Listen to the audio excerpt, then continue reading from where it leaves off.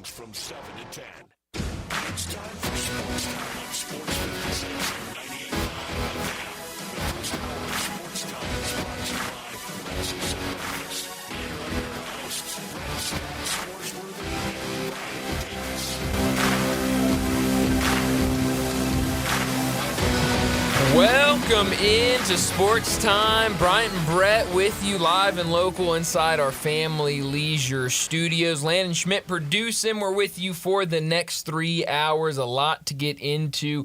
We got to talk about the play-in game tonight for the Memphis Grizzlies against the Dallas Mavericks. A ton of picks today. NBA picks, NHL picks. NBA picks will be a lot longer than the NHL picks are. And then we also have Showboat Bankroll. So a lot of picks that we have to get to over the next 3 hours. Got to talk some baseball. Got to talk Grizzlies, Tigers, a little bit of everything over the next 3 hours. But, Brett, how are you this afternoon? I'm doing well. First time I've looked at anything related to the NHL since we did preseason Stanley Cup picks. There you go. So you're getting updated on everything that happened over the 82-game season. Didn't realize how great my Maple Leafs were going. A really good season for them. I think you asked me a couple weeks ago how the Leafs were doing. I said, I'm not sure, Brett. I've not kept a close tab on the Maple Leafs this season. And with Sunday, right? The start of right. Yes. Stanley Cup playoff Sunday. Yeah, I think Sunday. Maybe tomorrow. Who knows? Would you believe that today, when we get to big number of the day, I have a hockey Stanley Cup number? Maybe the most surprising thing I've heard all day, Brett. Proof it's not football season, isn't it? Tomorrow, Stanley Cup playoff starts. We have 2 games tomorrow. Oh, tomorrow, huh? Including the St. Louis Blues. So a little bit of St. Louis flavor in there. How Good about for that? the Blues. So it'll be NHL and NBA playoffs getting kicked off tomorrow. But obviously we know tonight is a big one for the Memphis Grizzlies with the opportunity to get into the playoffs. They got to win tonight against the Dallas Mavericks, a Mavericks team. Game 7. It is a Game 7 feel. The Mavericks, they blew out the Kings the other night, a lopsided performance. We all had the group lock. Heard y'all talk about it yesterday. We all had the group lock on the Kings, and it was the opposite way. It was all Mavs, and so they come into Memphis tonight, and like you said, it's a Game 7 feel. Win or go home, and the winner gets the number 1 overall seed, Oklahoma City Thunder, in a best of 7. Not much of a prize, is it? No, it's better than your season ending, I guess. But yeah, it's not great. And that big old Dallas wall they can build. Oh yeah, that's the thing that terrifies you is their front court. When Anthony Davis is playing, he is one of the best players in the NBA, certainly one of the best big men in the NBA. And so you have him, you have the young Derek Lively out there, and Daniel he Gafford has shown it. Daniel Gafford, PJ Washington. They are so big inside and so athletic that they can. That's Dickie V's all airport team. That's right. It's a tough matchup for anybody. It's the biggest question for them, and we talked about this going into their play-in game, was would the guards show up? Obviously, Kyrie Irving is out for the season, so he's not playing, and so you need somebody to step up. Klay Thompson stepped up in that game against Sacramento and kind of looked like vintage Klay Thompson. So if he steps up, one of those other guards step up, then yeah, they can make it very tricky for you. And so yeah, the Grizzlies are they're going to have to show defense, and that's been something that they have not really shown a lot of this year. 6.5-point favorites. Oh, man. Really hadn't moved off of that. No. And obviously now I think the big question is, will John Morant play? Listed as questionable, didn't practice yesterday. If he yesterday. can wear a shoe, he has to play. Yes, and I think he will. I do too. I think if he can go, he will be out there, and I think that's the thing. If he's out tonight, I think that really means if he's a scratch walking around in the bench area. Mm-hmm. It's not going to go over well. No, it's not, and that's going to be the thing. If he's out, you're going to see it a lot on social media. If he's out and then is up and walking around on the bench and really into the game on the bench, that's not going to go well at all for people on social media, people in attendance. It would be a bad look. But 6.5, that feels like a big number for a team that has not done a great job of really covering spreads as of late. And I'm interested to see the crowd tonight. We know crowds have been terrific really since the start of the 21-22 season, Yep. fully coming out of COVID for sure. From February, March of 22 on. Crowds have been terrific. Yep. This is not part of a season ticket package. Season ticket holders, I'm sure, get first dibs Sure. at tickets. But we'll see what what suite holders, what that looks like in sweet areas and in the areas that produce a lot of income for the team. Yeah, I mean, and that's the thing is, I'll be completely honest. I have a friend that has season tickets, is at a ton of Grizzlies games, and he said he was going, but he wasn't super excited about it because of how this season has ended. And so I'm curious, what that feeling is. I know the Grizzlies gave away tickets. I think, Jaren Jackson Jr. was in charge of that line wrapped around the building of people trying to get those tickets to be at the game. So, I'll be curious what the attendance looks like. My brother and a bunch of his friends are going down there and are going to be in attendance and are excited about it. So, I'm excited to see. That's see nice what of it looks Jaren, like. but that's really not a great sign that it's not a playoff game. It's a play-in game. That he did step up, thank you, but usually you don't. Free means you can't sell them. Yeah, free is and you never know how it went about. Maybe they did think they were going to sell him, and Jaren was able to work something out with him. I don't know, because I think he's done this before. Very nice. In the playoffs. A couple years ago, I somewhat remember Jaren doing something like this. But yeah, I think there's going to need to be an energy there, and the fans are going to need to bring it tonight. But like you said, 6.5-point favorite. At least Vegas thinks the Grizzlies should win this game at home in advance to see the Thunder. And while they're the number 1 seed, I think having a full playoff series will be good for this group, and certainly good for Zach Edey as he continues to progress and understand this new level of basketball from college in his rookie year in the NBA. I think going up against OKC in a 7-game series, however many games it turns into, I think that'd be great for his development. Getting out there, seeing that against a team that has some really solid big men, I think that'd be great for him. I think it'd be great for this team that obviously was not there last year and is still a pretty young team to go out there and kind of get more playoff experience. I agree. I think it'd be good for people that have had a couple of playoff laps.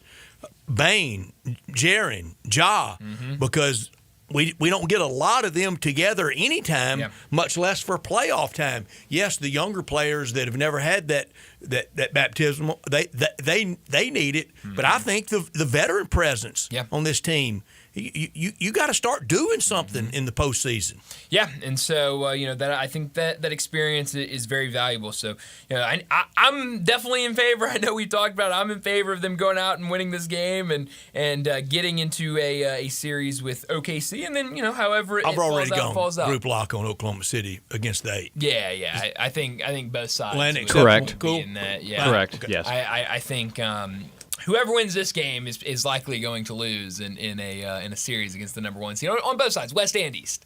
And then, Heat or Hawks, who knows who ends up winning that game. Miami, a 1.5-point favorite on the road for that one tonight. We'll make picks for that one as well. Just the winner, not spread or anything like that. I'll be honest, I don't really care about that game. I probably will not be watching that game tonight. And I'll certainly watch the Grizzlies, but I don't really care about that. The Heat Hawks, it doesn't do anything for me. I don't know how much viewing I'll get, because I'll get down to the building. I know it'll be on. But tomorrow and Sunday, two great days for the NBA. Absolutely, yeah. And I mean, it's going to be all eyes on the NBA, and I think the way they've set this up, it's going to be 2 really fun days. I mean, tomorrow you start off with Bucks and Pacers, which I think is going to be a fun series, but you end at 7:30 with Timberwolves and Lakers. You're going to get a lot of eyes on that. You also have the Knicks. You'll get good eyes on that in the evening with the Knicks, and then night number 2. We talked about this the other day after the Warriors beat the Grizzlies, but an 8:30 tip time on TNT for the Warriors on the road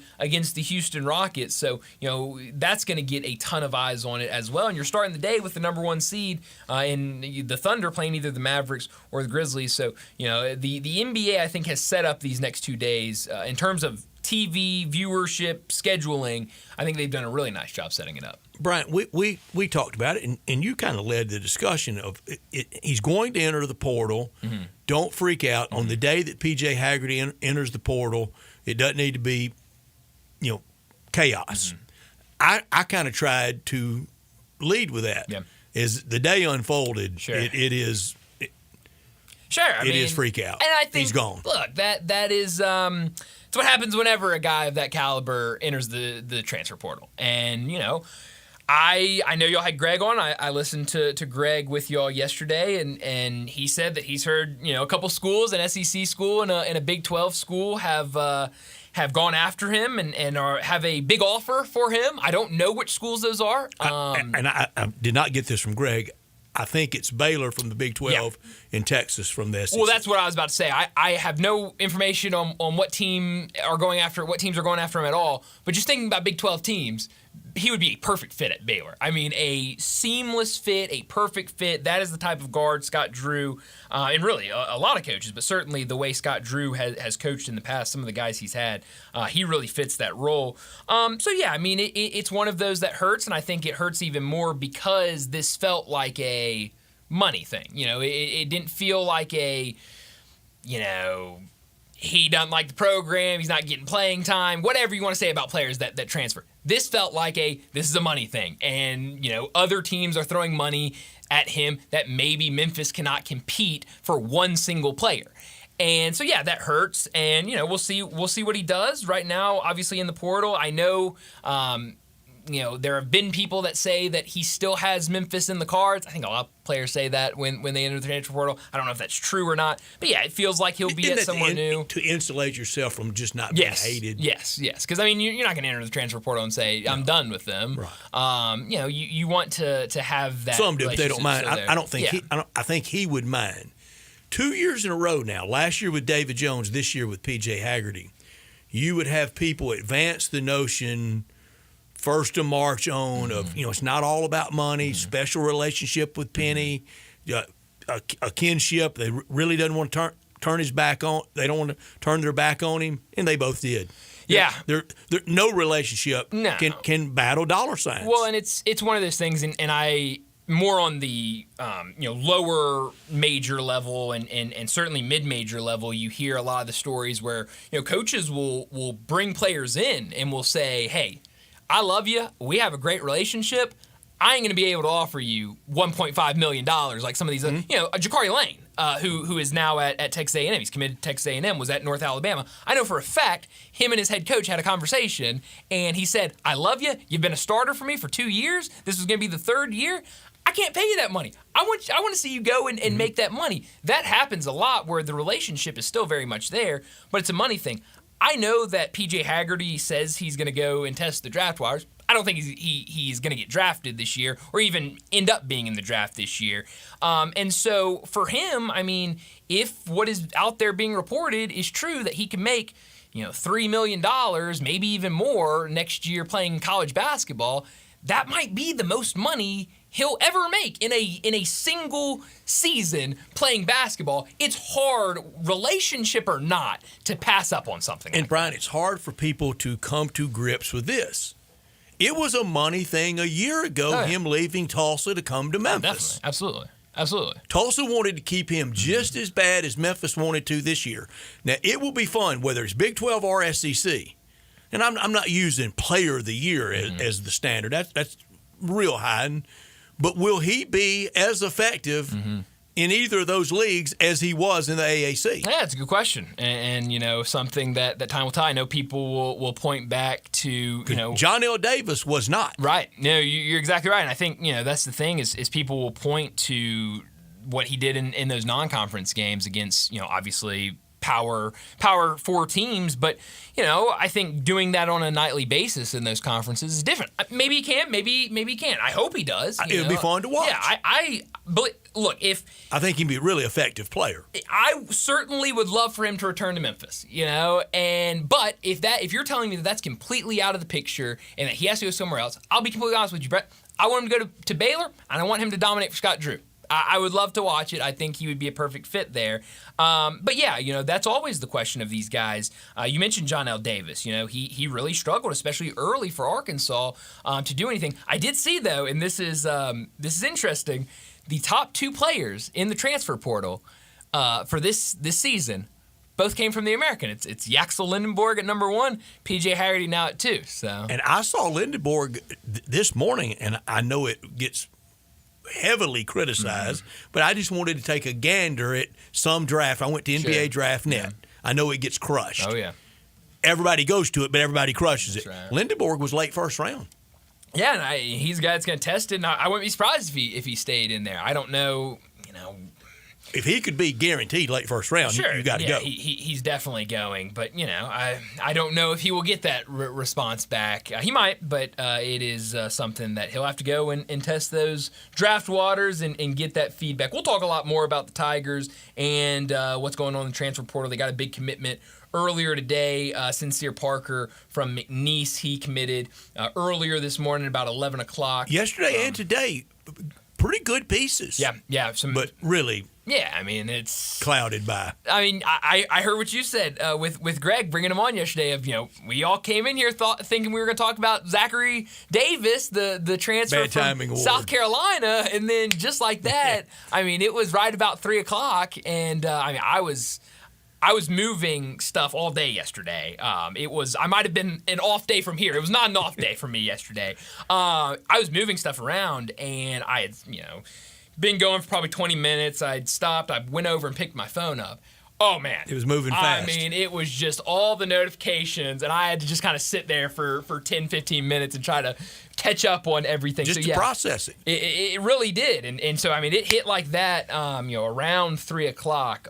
All of that news came out. So we'll talk more about that, Tigers and the transfer portal a little bit later. But let me set up today's show before we get to top and not top story of the day. 3:30, Alan Bell from Driving the Line. He'll join us. We'll talk some wagering. We'll get some picks from him. We'll talk Major League Baseball, college baseball. We'll also talk the NBA playoffs, get some picks from him. We'll certainly get a pick from him for Grizzlies in Dallas later tonight. 3:45, we'll make our NBA picks for the playoffs. Now that we pretty much know what's going on with the play-in, I'll go ahead and say it. I'm picking both number one seeds. Don't be surprised when I go and take Oklahoma City and Cleveland when we make our picks before knowing who they're going to play. But we'll make all our picks at 3:45. 4 o'clock, Bruce Marshall from Vegas Insider and CBS Sports. He'll join us. We'll talk more wagering with him. We'll get to a lot of these NBA series with him, get his thoughts going into game one either tomorrow or Sunday. 4:30, we'll talk Tigers and what's going on with them this offseason and the transfer portal. I mentioned it. Sincere Parker, a guard from McNeese, committed earlier today. A guy that averaged 12 points per game, couple rebounds a game, coming off the bench for Will Wade last season. I think a really good addition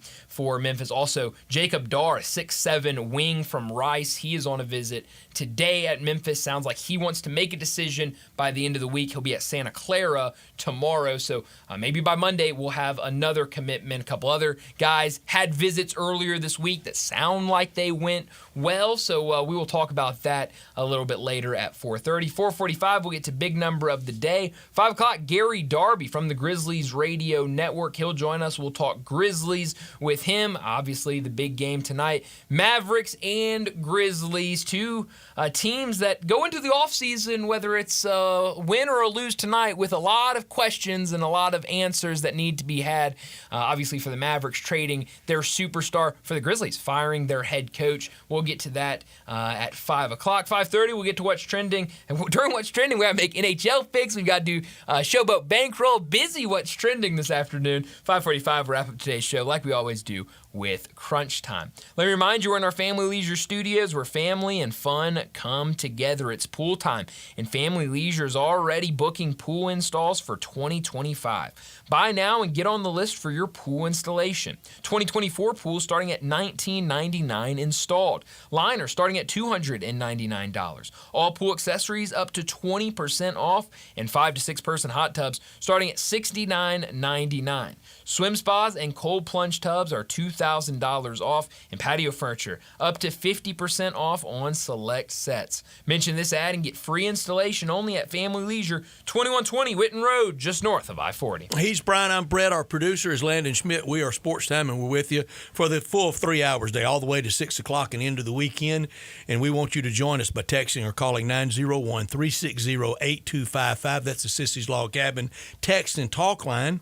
We also have all our guests on the Sissy's Log Cabin guest line at 901-360-8255. 8255. Always from our Family Leisure Studios. Happy Easter. Good Friday to everyone out there, and happy Easter from everybody, from all our great sponsors and all of us here this hour. Another great sponsor to wish everyone a happy Easter. That's Lexus of Memphis at 2600 Ridgeway and online at lexusofmemphis.com. Great offers on all 2025 models and always special leasing options. Drive in luxury and confidence knowing that every new Lexus comes with complimentary first and second maintenance services.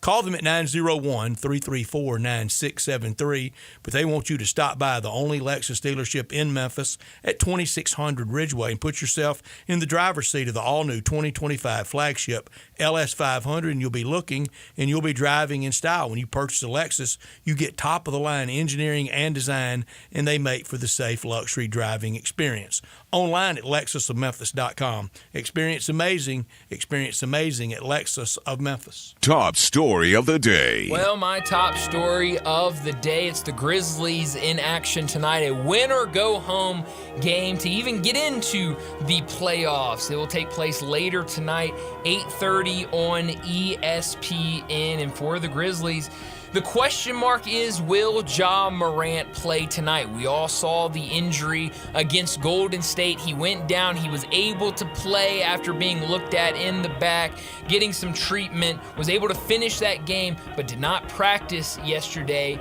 because of that ankle. He is listed as questionable for tonight's game. Sham says he's going. Does Sham say he's going? All right, well then that makes me feel good. I do think as long as he can put any weight and move on that ankle. Shams. Well, Shams, he's got a bag. I did not know that that Doctor was in that bag. Dr. Shams, how about that? But hopefully Ja Morant does go tonight. The Grizzlies will certainly need him, and I think if he can, he certainly will go tonight in this win-or-go-home game. But we talked about the front court for Dallas. When they have everyone down there, that's been the issue, is everyone's been injured for them. When they traded Luka Doncic, obviously Nico Harrison wanted them to get excited about the guys they had. The only problem was you didn't get to see any of the guys they had because of all these injuries. Well, now they're mostly back. We know Kyrie Irving won't be playing, but everyone else seemingly back, and that front court definitely forces and causes problems down low. For Zach Edey, it will need to be a big game for him, but for Jaren Jackson Jr., it will need to be a big game for him. We know kind of a quiet night for him the other night against Golden State. I think he's got to be big tonight against Dallas if they're going to advance and play OKC. My top story right there, with everything at FedEx Forum tonight, this Good Friday could turn into a great Friday for the Grizzlies, or it could turn into a really bad Friday. A win on to Oklahoma City for the expected pasting, but 2 home playoff games. This current composition of Grizzlies, they need playoff experience, young and old alike. They got to get out there and get laps around the track in the playoffs. Hadn't been a lot of it. Had only one playoff series, this group, since they've really all been together, the veteran part of it. They just hadn't done that much. A loss sets off a lot of off-season questions, off-season decisions that will be impactful for long-term for this team. Some of those will be made regardless of a win or loss night. Same tough questions in a lot of cases have to be asked and answered, win or lose tonight. Absolutely. Not top story of the day. Well, my not top story of the day is Tiger basketball. They get another commitment earlier today. Sincere Parker from McNeese. That's now back-to-back days where the Tigers have gotten commitments. Yesterday, it was 6'7" guard Zachary Davis from South Carolina. 2, I think, really good pickups. But, you look, a week ago today, we were talking about only one commit. Quante Berry's the only one. When or more going to come over the weekend. You got Ashton Hardaway, you got Julius Thetford, and now 2 more over the last 2 days. That's the good, and obviously a couple guys that were on campus earlier this week. Chris Parker, Aaron Bradshaw. Sounds like Jacob Darr is on campus today, so a lot going well for the Tigers. But on the other side, the negative, as we know, PJ Haggerty in the portal for sure. Dane Danger, on the other hand, a little more question marks around if he is or if he is not in the portal. It does not sound like he is officially in the portal, and it sounds like this might have been something from his agent. He has a new agent, and maybe his agent trying to get out there that he's going to the portal. It sounds like Jason Munns talked to his mother last night, and mom says if he is able to play next year, he's playing for the Memphis Tigers. And usually, usually mom knows what's going on. So it sounds like the waiver is what it's going to come down to. Now, we've talked about it. I do not think it's very likely that he gets the waiver for another year. I heard Jason Munns talking with Dave Lotion earlier today and saying that what they are trying to get is a medical red shirt for the year that he was injured. And so maybe they've got lawyers, they've got the whole group together to try to fight and get him another year. Obviously, if he gets another year, I'm all in. I hope he gets another year. I want him to get another year. But based on the case that I've heard so many talk about and the recent track record for the Tigers on getting waivers, I'm not going to hold my breath for it. Yeah, good luck with that. My not top story, 4 games tomorrow for Sunday in the NBA. Noon till about 10 o'clock. Knicks Pistons could get testy, young Pistons versus the always overrated Knicks. 1973, the last title for the Knickerbockers. Knicks fans, they kind of roll around like they're in the nuclear club. They're not. The East with some fun matchups, though. Yeah. I think everybody's playing for third place. First and second will be Boston and Cleveland. Yeah, it feels like they can walk to the conference. Who's the college football team that you would kind of associate with how the Knicks roll around thinking they're big time, but it was a long time ago? Oh, man, I'd have to think on that. Penn State? Penn State could be it. I do like Penn State, but yeah, they could certainly fit that. Any big time game, they find ways to fold, but that fan base thinks they are with the elite of the elite. They Great sure uniforms, but 82 and 86, both a long time ago. Very long time ago. I think you're right. I think Penn State is the exact answer. Well, that'll do it for top and not top story of the day. Let's go ahead and get to our first break, and when we return, we're going to talk some wagering. Alan Bell from Driving the Line. He joins us next. Join the voice of the Tigers, Dave Woloshin, for Wolo and Friends. Weekday mornings from 10 to 11, here on Sports 56 and 98.5 FM. If you love sports and Mexican food, you can get the best of both at Los Cabos Mexican Bar and Grill on Summer near Graham. Watch all the big games and all the TVs on all the walls at Los Cabos. And enjoy premium tequila shots anytime for just $5.50. Celebrate every day with reservations from 10 to 3 and happy hour from 3 to 8. Lunch is just $6.75 to $10.99 and margaritas start at $4.99. Experience real Mexican cuisine along with great sports at Los Cabos on Summer near Graham.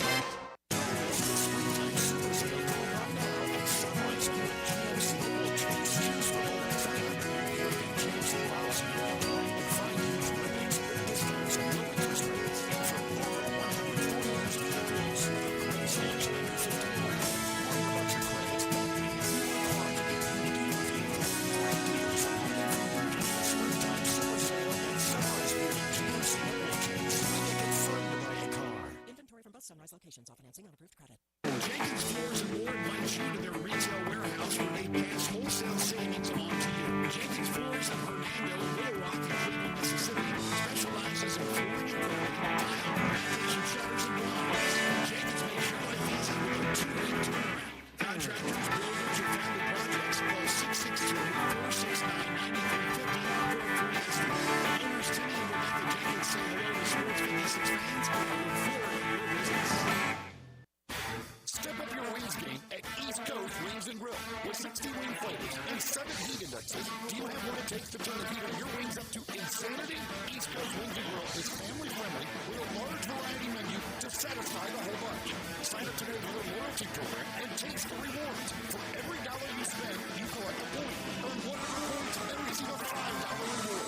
Next to Lowe's on Highway 64 in Marlboro, come try America's best wings at East Coast Wings and Grill. This traffic report brought to you by Triangle Meat Company, feeding Memphis since 1967. Open 8 to 5, Monday through Friday, 4790 Summer Avenue. Trust Triangle Meat Company. Sports 56 traffic. Good afternoon. Trying to build just a little bit through the Midtown area. It's still lighter than normal out here on 240 southbound in South Parkway. A couple of accidents south of Memphis down in Tate County this afternoon. I can see the interstate's been a little bit slow down through there on 55. Again, south of DeSoto County.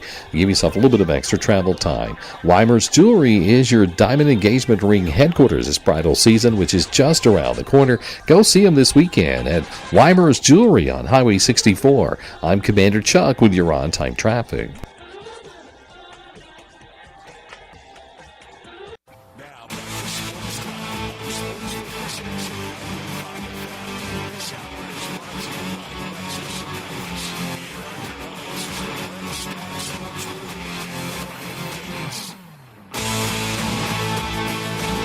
Welcome back into Sports Time. Bryant and Brett with you live and local inside our Family Leisure Studios. Joining us now to talk some wagering, Alan Bell from Driving the Line. He joins us now. Alan, thanks so much for joining us. Before we get into any of the games this week, and I know we want to talk some Major League Baseball, also some NBA with the playoffs getting started, but I know last week you were in Knoxville. You were catching some of the Tennessee practice before their spring game, and obviously while that was going on, there was a big story going on with Tennessee's quarterback, now UCLA's quarterback, Nico. What were you hearing when you were in Knoxville? Did you kind of have a heads up before all this was happening? Did you help him pack? Yeah, did you help him pack? What was going on in Knoxville last week?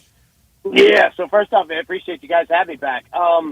It was noticeable that he wasn't there, and there were some rumblings the night before, on Twitter. So kind of had an idea, but didn't quite know until afterward, right? And you see that this isn't looking good at all. And I look, not that we don't ever want to hold anything against kids, college players, call it what you want.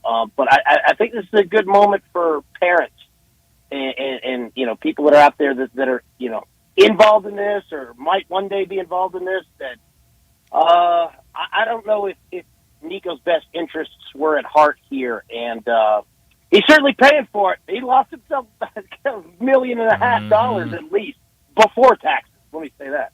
Yeah, and now it will land at UCLA, but not for the price that Tennessee was even paying him last year. On the field, does Tennessee have somebody capable at quarterback? And how do you think it will affect their season over-under win total number? Yeah, so, all right, the second question first. So, after the news that Nico was gone, books dropped the win total from 9.5 down to 8.5. So, that's the market adjusting. Not the biggest deal, quite frankly. I thought that it would drop a little bit more than that, right? This is about the same number that it was last year for Tennessee, and look, they ended up going to the college football playoff. Now, I'm not saying that's going to happen here. They've got two young guys that had pretty live arms, but they're two young guys. One's a redshirt freshman, one's a true freshman who should be in high school right now. Wow. And then, and look at the number that I just said, 2, right? You can't have your backup quarterback being a true freshman.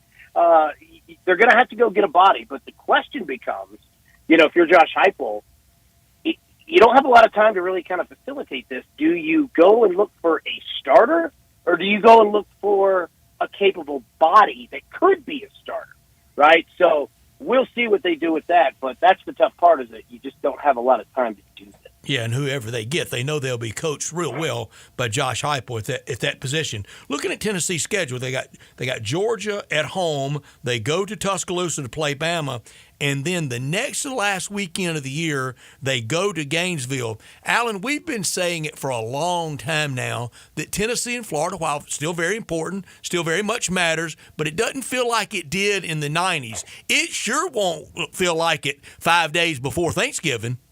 No, isn't it weird that, you're used to that game being about 110 degrees outside, right there in September.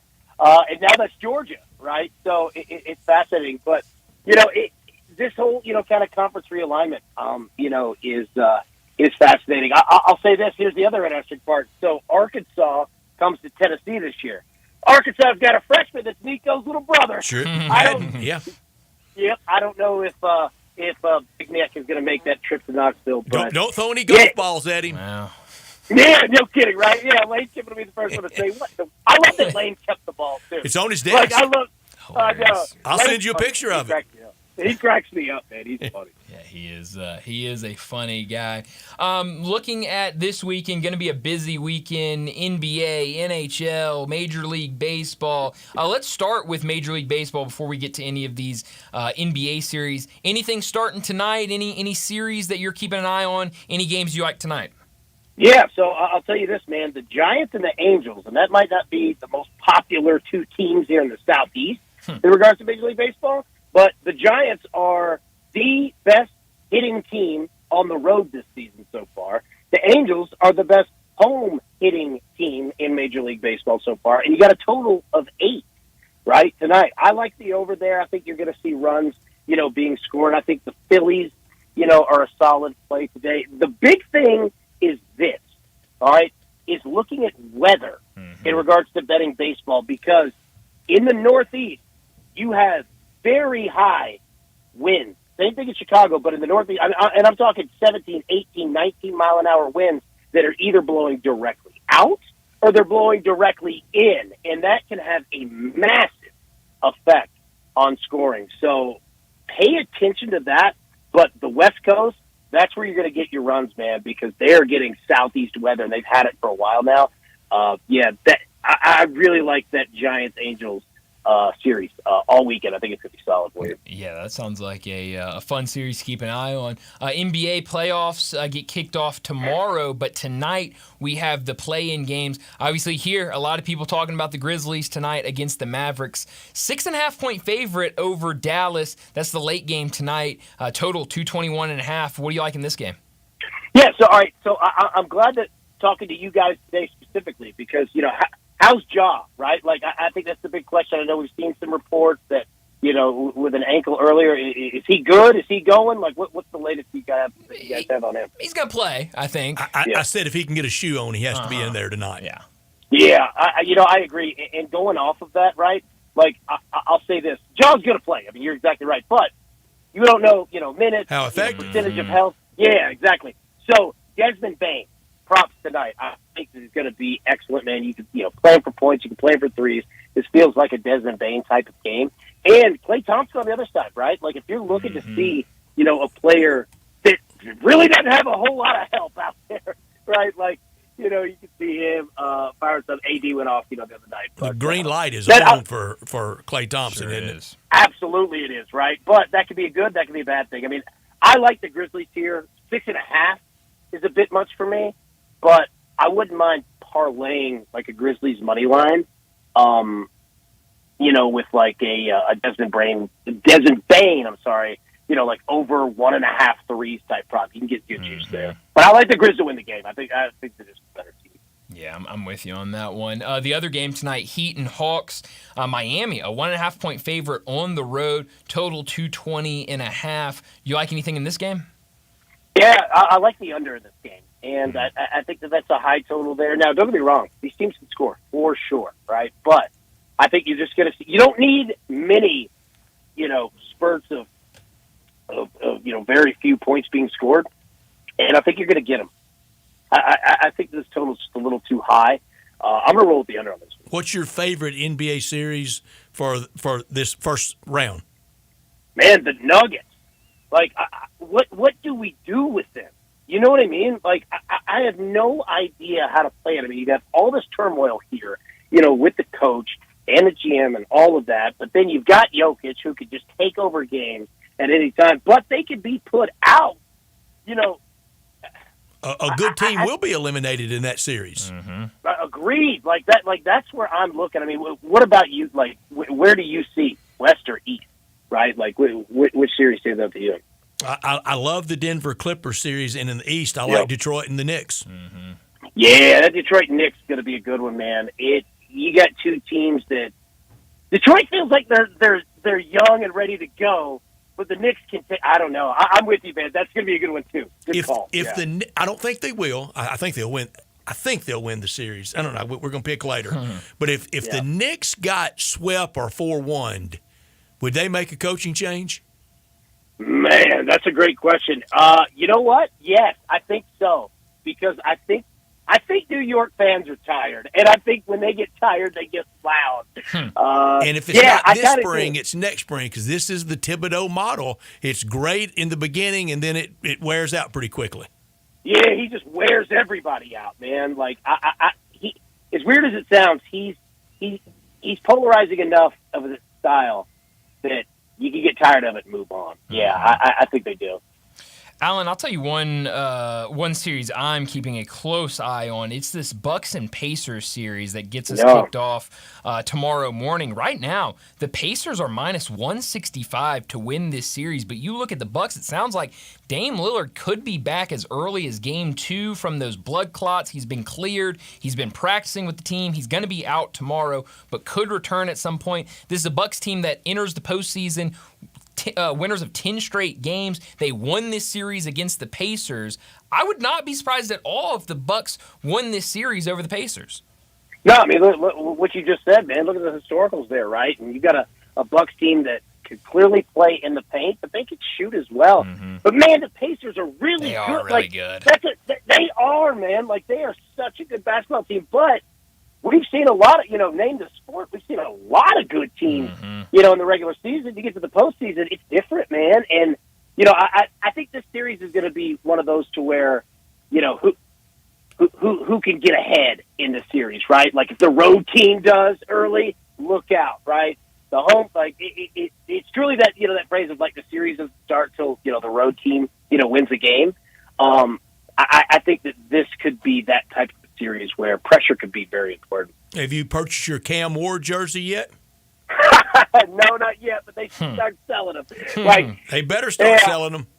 I know, right? Like, I mean, it seems like a done deal. And I'll tell you this, man, that kid's got a cannon. That kid can throw. And physically, really impressive. Yeah. He absolutely is, man. It's gonna be it's always fascinating when a team deals with a quarterback. I think the decision-making with him will come along. Remember, it was the Incarnate Word, it was Washington State, and then 1 year at the U. I think when he gets in more big-time games, I think the decision-making will tighten up. Yeah, and it's one of those to where, like, you kind of look up, and you say, oh, I can play in this league. You know what I mean? Like, my arm's strong enough for this. Yeah, that gifted. That big old arm. Alan, we like to play a game here. We call it High Hard Ones. I'm going to throw one at you for Nashville. What do you think happens again first or next?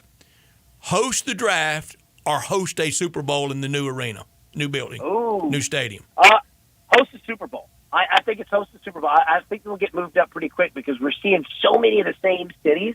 And I think that Nashville really stepped up in regards to the hotels, because that was always a big problem as well, right? And they have built a million of them now.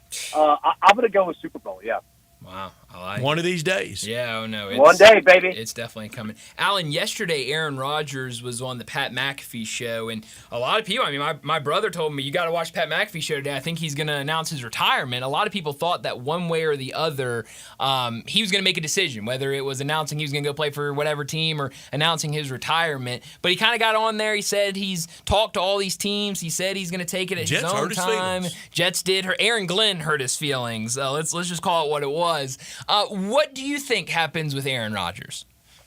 Well, I'll tell you this. Aaron Rodgers, are you telling me that he went on a show to get some attention and, and strung everybody along? Yeah, just talked for 20 minutes and didn't give any answers. Yeah, that sounds about right. I'll tell you this. Aaron Rodgers will do something during the draft. He'll send a tweet or do something. That dude loves great take. He will. He does. He absolutely will. And it feels like the longer that you go, it does not seem like a Mike Tomlin Steelers type of guy. Like, it just does not feel right at all. Now we know why his brother Jordan doesn't like him. Yeah, exactly right. Like, he's the complete opposite of a guy. Man, Aaron is he's wearing on people a lot. Aaron Glenn told him, he's good. Aaron on Aaron crime.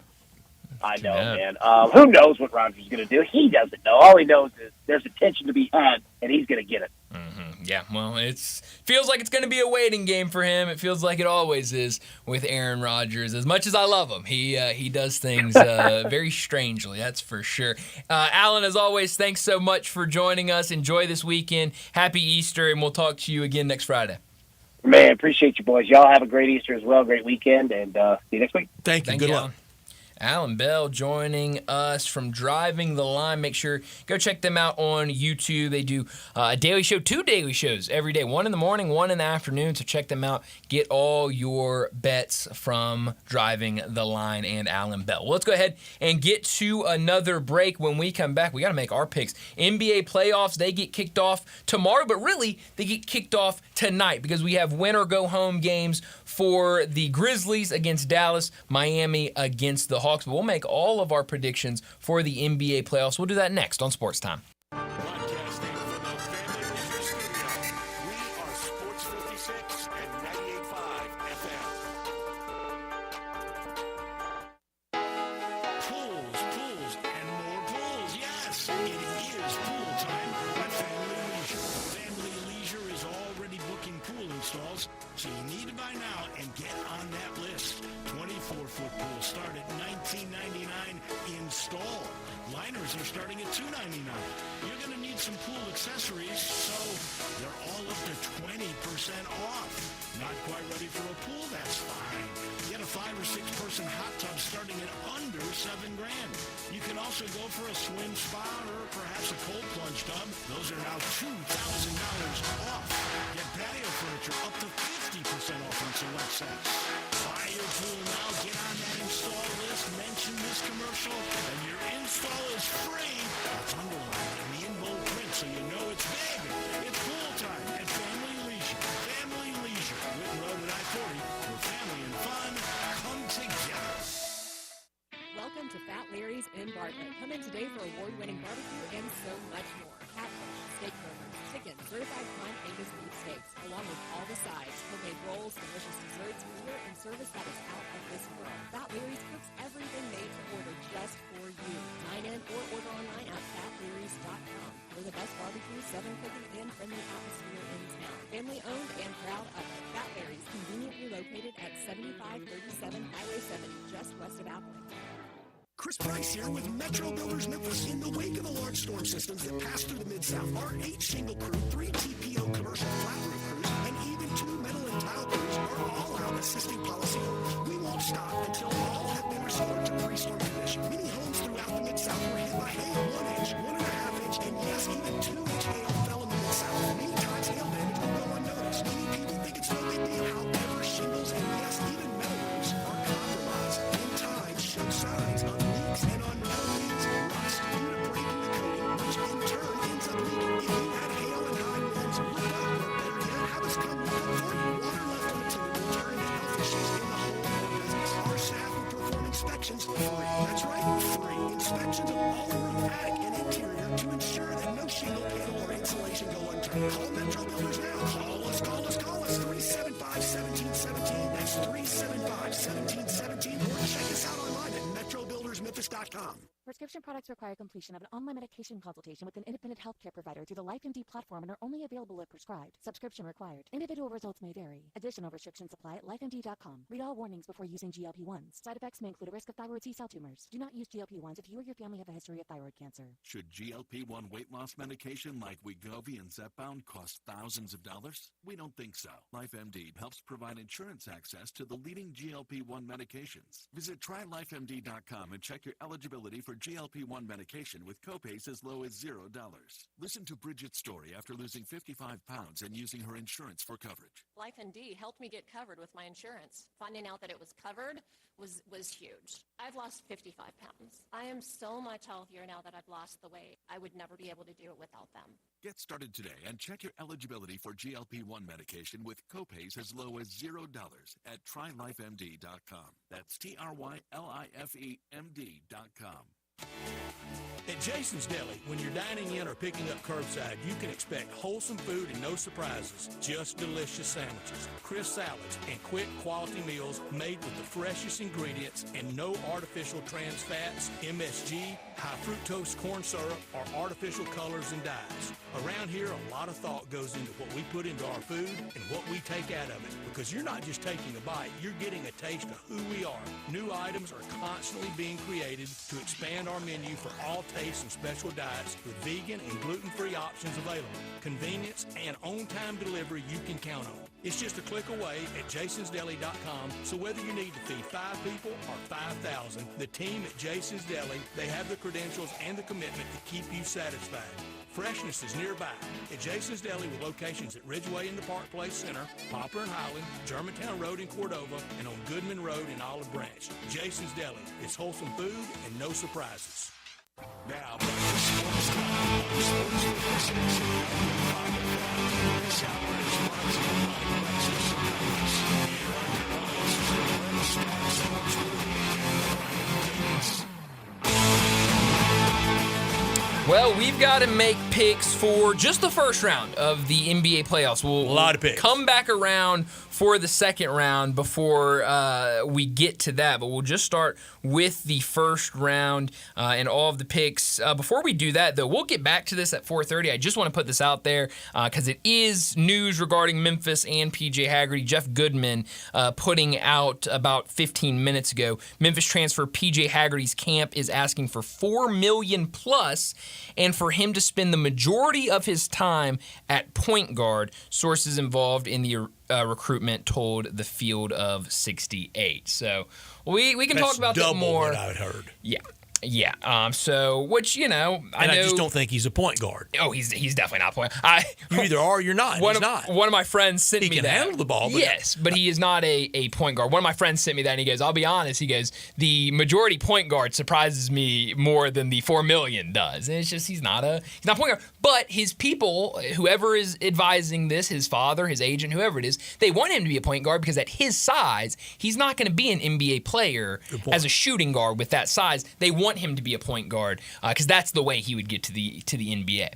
I said it delicately during the year. I thought to his left was not his strongest suit. No, it certainly wasn't. It certainly wasn't. I mean, there's a lot of turnovers. We talked now about that he's out of town, to his left, he's a turnover machine. Yeah, he was. He absolutely was. But we'll get back into that at 4:30. We got to make picks right now. Play in tonight. Oh, yeah. Miami, Atlanta, Landon. Give me Miami. Okay. Bryant. I'll also go Miami. Group lock. Okay. How about that? We're 2-2 so far. I don't know if I love everything a road group lock on a play-in game. Me either. But Atlanta looked like they quit the other night. They did. I had Landon so confused yesterday. I had him out of the playoffs. Oh, we were lost in the woods. I messed you up on that. Well, I was right there with you. I was way off. All right, tonight in Memphis, Dallas, Memphis. Bryant.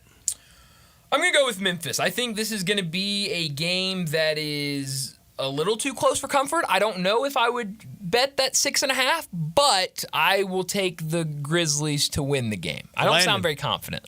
Go Grizz. All right. Going Grizzlies.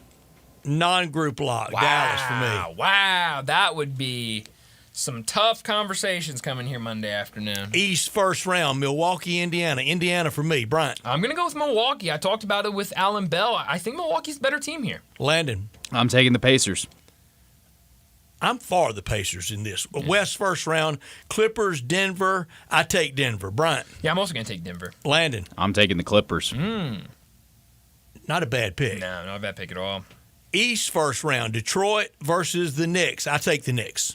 Yeah, I'm going to take the Knicks. I hope it's a fun series. I like this Detroit team, but I just think in this round, at this point with Detroit, I think the Knicks are just a better team. Landon. I would have liked to take Detroit, but group lock on the Knicks. Yeah. Group lock, first one when we get to the best of 7.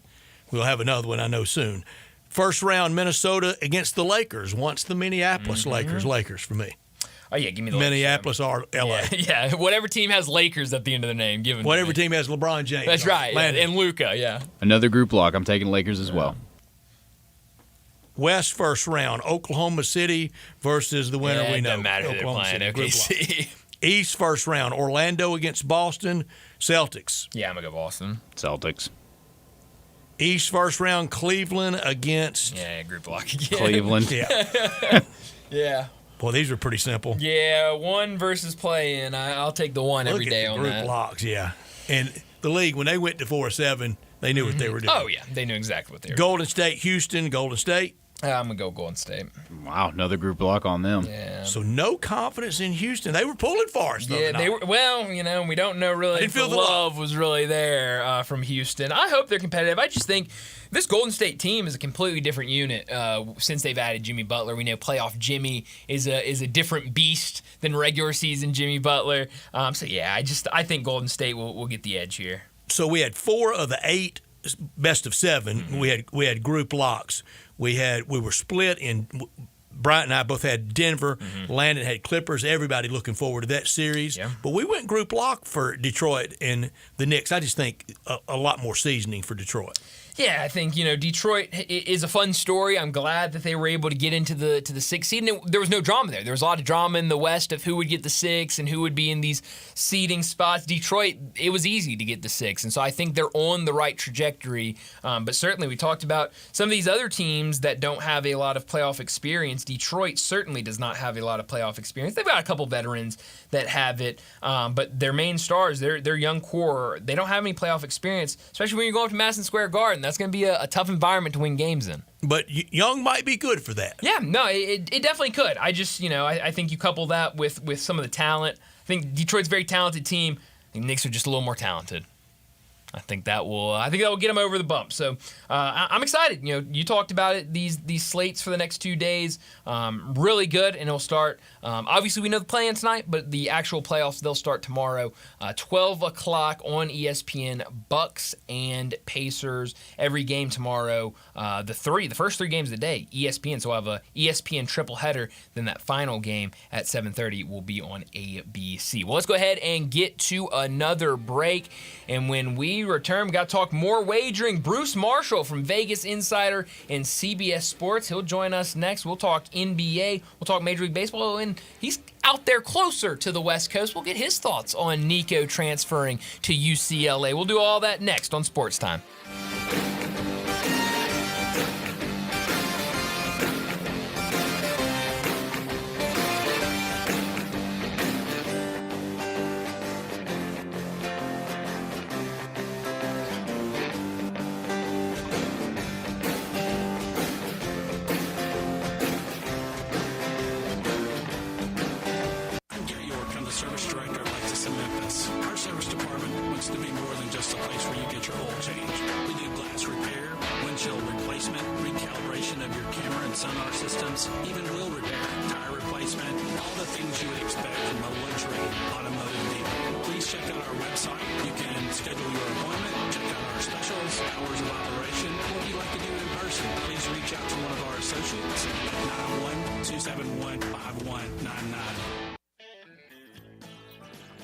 This is Troy Five-Ash, owner of Five-Ash Roofing. Did you know there are so many roofing companies in Memphis that I don't even know them all? So that begs the question, which one should you choose? So I thought I'd give you a little background about me. My grandfather was a World War II Marine. My father worked for the University of Memphis for nearly 30 years. My mother, a pianist at Raleigh Baptist Church. Seems like forever. I went to Brownsville Road, Craigmont, and Bartlett High School, class of 81. We support the local school systems, youth athletics, and believe in what St. Jude and Le Bonheur stand for. I'm a Tiger and Grizz fan. The point? Memphis is my home. Five-Ash Roofing will be around if you ever have a problem with the service we provide. Five-Ash Roofing, fair, honest, and ethical, with deep local ties in our community. 367-0050 or memphisroofer.com. Five-Ash Roofing is what we do. We're here for you.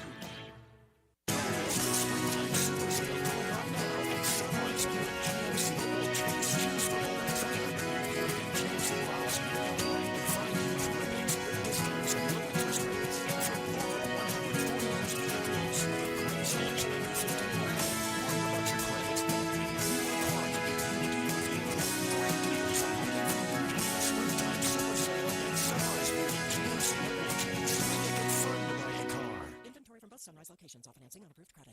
Spring is really one of the best times of year for sports and visiting Bell Tavern, Memphis' perfect downtown neighborhood bar.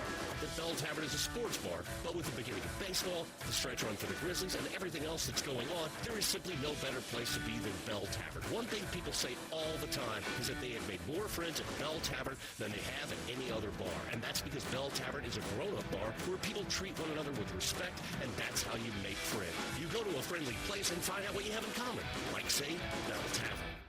I think a lot about golf, and when I think golf, I think Miramichi. Did you know Miramichi Golf Course offers membership? It's a great way to play more golf for less out of pocket. Their memberships run for $300 a month plus tax, and that includes unlimited rounds and range balls, no extra card fees, priority tee time booking, and discounts in the pro shop. Oh, by the way, there's no initiation fee. Miramichi green fees, they'll allow you to choose the right rate at the right time on the right day for your needs. If morning tee times are more important, you can book up to 14 days ahead of time to reserve your spot. If rate is more important to you, there are discounted evening rates available that you can choose from. Miramichi is now open on Mondays, and you'll find the lowest rate is on Thursday. Sometimes you just need to escape the hustle and bustle of life. Miramichi Golf Course provides just the right place to solve that need. The name Miramichi means place of happy retreat. When you need a quiet, peaceful round of golf, please make your way to Miramichi.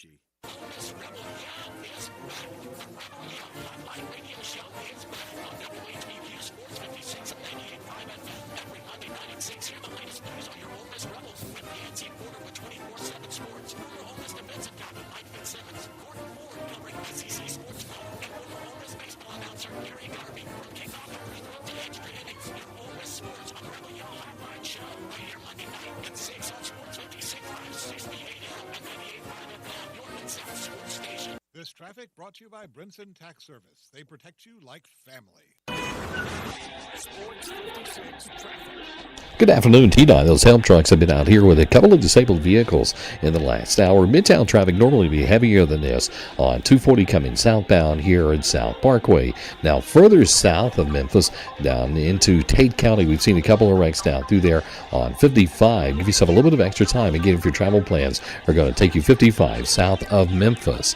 Weimer's Jewelry is your diamond engagement ring headquarters. Go by and see them this weekend and shop local at Weimer's Jewelry on Highway 64. I'm Commander Chuck with your on-time traffic. Broadcasting from the Family Leisure Studios, we are Sports 56, WHBQ Memphis, and W253DF Memphis. Joining the guys every Friday is college football historian and Vegas legend, Bruce Marshall from Vegas Insiders, CBS Sports, and his own website, VegasSports.net, with over 30 years on Memphis radio.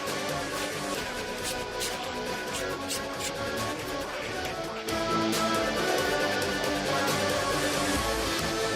Bruce Marshall joins us now from Vegas Insider and CBS Sports. He joins us every week to talk some wagering. Bruce, a lot of games to get to this afternoon, but before we do that, you're out closer towards the West Coast than we are, a little closer to UCLA. A lot of people here have been talking about UCLA this week with Nico transferring over there after leaving Tennessee when the portal reopened. What did you make of him transferring to UCLA, and what will he do for UCLA this season? Those are all good questions, Brian. Although I tend to agree with Paul Feinbaum this time, buyer beware. I don't think there was that much of a robust market for Nico, at least like his connections might have thought. There's not quite as much. There's still movement in the spring portal, but it's not like December. And a lot of the schools have already addressed their quarterback situations beforehand. So I don't think there was that robust of a market out there for him. He was obvious. He also, he couldn't transfer within the SEC in the spring. He could have done that back in December. His connections also, I think, grossly miscalculated here, because from what I'm gathering, how do you feel bad for a guy getting like $1.75 million? But apparently that's less than he would have gotten had he just stayed put at Tennessee this year, from what I'm reading. And I maintain I'm not sure how good Nico really is. Now, he's back in his old stomping grounds there because he's a prepped in Southern California, so he is sort of back at home. UCLA had picked up the transfer from Appalachian State, Aguilar, who some people thought might transfer out. He could still do that if he wanted, if Nico came in, but apparently he wants to stay and fight for the job. He thinks he can win the job, and I think he might. Just buyer beware for UCLA. But the underlying thing for UCLA here is that when you also look on the basketball side, and they have been pretty active in the portal.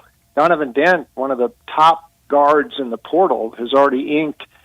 Pretty big deal. UCLA is playing the nil game now, and for a while, the thought was that UCLA was lagging behind some of the other schools, but with the resources, I've always maintained the resources available at UCLA and the alumni base and where it is, there's a huge untapped resource base there. And it looks like they're stepping up and becoming players, and Deshaun Foster, it is a total portal deal this year. New offensive line, running backs, receivers, quarterbacks. We'll see how it works, but I think actually more than where Nico's landing is the fact UCLA's playing the nil game now, and they're stepping up in the Big Ten here. And I think for people who've watched UCLA and followed him and wondered where this is going to go, maybe that's good news. We'll see how it works out. 5-7 last year, first year for Deshaun Foster. Casey Wasserman, is he still the movie making mogul? Is he still bankrolling a lot at UCLA? Well, he's the driving force, but he has got connections galore in Hollywood there. So he and his friends, and there's a lot of those guys have UCLA connections. So they're tapping it. I mean, they've got a very nice football facility now that's the Wasserman facility. Imagine that. So, I mean, they have dipped in there, but they're, all the friends he has and that they have that have UCLA connections there, they're seeing that USC is playing the game too, and they're stepping up. So we'll see how it works out. I actually thought Foster did a decent job last year, considering what he inherited and what he was working with. And the slow start, I was kind of down on them. But UCLA, they showed a lot of grit, and they did not quit, which reflects on the coach. And they actually played much better the second half of the season. So maybe something's going on there. But there's a lot of resources they have, and it looks like they're starting to tap into those. One other thought. I mean, there was a thought that Nico might be USC might be in on Nico too, though apparently they weren't as interested at SC. They kind of like Jaden Maeva. Last year, the UNLV transfer, we saw him late in the season for SC, including the bowl win over Texas A&M. So apparently SC wasn't interested. So this was not a real robust market. It was not a market. It was not a seller's market there for Nico. I don't think there were many options. UCLA is just probably the best one, and his people might be wondering, did we make the right move here? Maybe we should have stayed put. Bruce, when I look at UCLA's 2025 schedule, the first thing I do, I look at the late season road games, and they have one late in the season. They go to Ohio State. It doesn't matter when they go there; they're probably going to lose that. So I don't think weather is that big a factor, because they could go in September when it's nice and probably get walloped by them. Other than that, they don't have that much bad weather roadies. Late October to Indiana, yeah, that could be, but not so much going to Michigan State and not so much going to Northwestern in September. Pretty benign. It is, and the non-conference, Utah has slipped some. They're going to be playing here in Las Vegas the second week. Then they get New Mexico at home. That is not an overly daunting non-conference slate, and especially if Utah's down some. And I think UNLV's got a new coach, Dan Mullen, but he's got a lot of reloading to do from last year too. But yeah, you look at the schedule: no Michigan, no Penn State, no Oregon. So yeah, they got the game in Washington at Ohio State, but they do have Penn State. I'm sorry, they are going to get Penn State in there, so I erred on that. But they weren't that. They competed with Penn State last year. It's a schedule that I think UCLA might be able to make some headway with, and no reason for them to fear USC now if they think they got this in order. We'll see. This is one of the more. It's become a lot more intriguing since UCLA started to step up here in the NIL. Everybody keeps predicting, and a lot of, especially around my age, my friends, this with Nico, that's it. I'm so tired of this. Everybody keeps waiting here locally. Everybody's mad over or frustrated over PJ Haggerty and the big money offer that he's probably going to receive through NIL, and he's going to leave Memphis Tigers basketball. We keep waiting, and I think some wishing that we get to the point of en masse crowds dwindle. As long as teams are winning, I don't think people are going to be mad. But that second or third loss, if it happens in college football before Halloween or so, it could be a buyer's market on tickets down the stretch of a season in a lot of places. It could, and I wonder too about the NIL, and at some point now, maybe there's just a never-ending supply of these boosters who want to feed their egos and want to keep funding this stuff. But I look at BYU as one, which is stepping up, and they've got a couple of these tech guys who are now in Salt Lake City area who are stepping up, and they, the freshman basketball star coming in, Dibsana, the top recruit in the country, $7-8 million they're paying him. Wright, the transfer guard from Baylor, $3.5 million. But look, Dibsana's probably jumping in the NBA after next year. I don't think BYU is going to win the national title. And at some point, these guys who are forking over all this money might say, why am I doing this? There's no return on this investment. It's all just vanity. But Phil Knight never got tired of it, and he's never bought a title. Right. But Knight had a little, yeah, you're right. Knight saw this a little bit differently, though, because he went to Oregon, and he really saw to it that he wanted to set that up in perpetuity there for them, and he's sort of done that. So he's the ultimate booster. But some of these other guys, and Oregon, has a lot of success here. But you wonder, some of this new money that's coming in, are they going to keep forking it out if there's nothing to show for it? Knight's got his name in a lot of buildings here. He's got his son's name, and one who fortunately passed in that mountain accident, but he's on the arena there. So that's like Knight's campus. But some of these guys are just funding players, and you just wonder where it's going to come. The bottom line, though, is I don't think the fans care too much. They just want to watch the games. And whatever's going on behind the scenes, however ridiculous it might be, I don't think most of the people care who come out to watch the games, unless they're paying higher ticket prices, which happens in some cases here now. But they just want to see the games. So however ridiculous college sports is behind the scenes, the masses don't seem to care. The people actually watching the games don't seem to care. So kind of a funny juxtaposition there with everything big-time college sports now. It absolutely is. Speaking of the games, Brett mentioned Grizzlies in action tonight, play-in game with the playoffs kicking off tomorrow. Before we get to some of these playoff series, looking at tonight, let's start with the Grizzlies hosting the Dallas Mavericks. Now, it was a 6.5, Grizzlies favored by 6.5. Now it's moved to Grizzlies favored by 5.5, total at 221.5. What do you like in tonight's game? Well, I guess there's still some question about Ja and the ankle. He re-injured the other night, and they're saying game-time decision. I hardly think he'd miss tonight unless it's really gotten worse. But, maybe he's going to be hampered some. We'll see.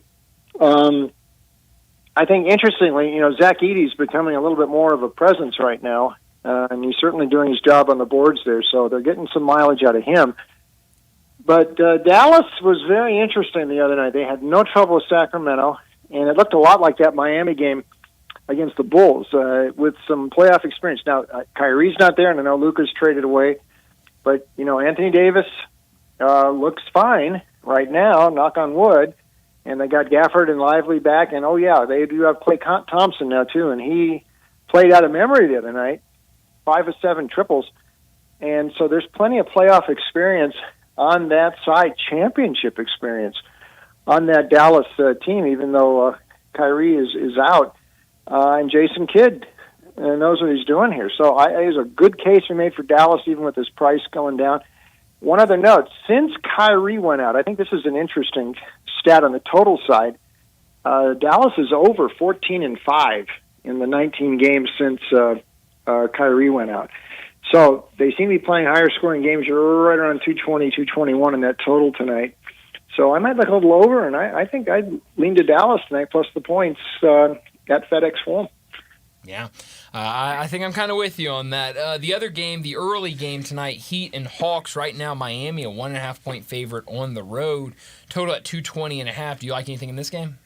I like Miami again, and it was similar to the Dallas Sacto game the other night. What they did to the Bulls, playoff experience. Again, I know that it's some different guys there now. Jimmy B not there anymore. A few different faces, but Eric Spoelstra's still there. Bam Adebayo's still there. Tyler Hero's still there. 38 points the other night for Hero. And you just sort of saw a calmness about Miami that you sure didn't see from Atlanta the other night. They just really sort of wilted there against Orlando. I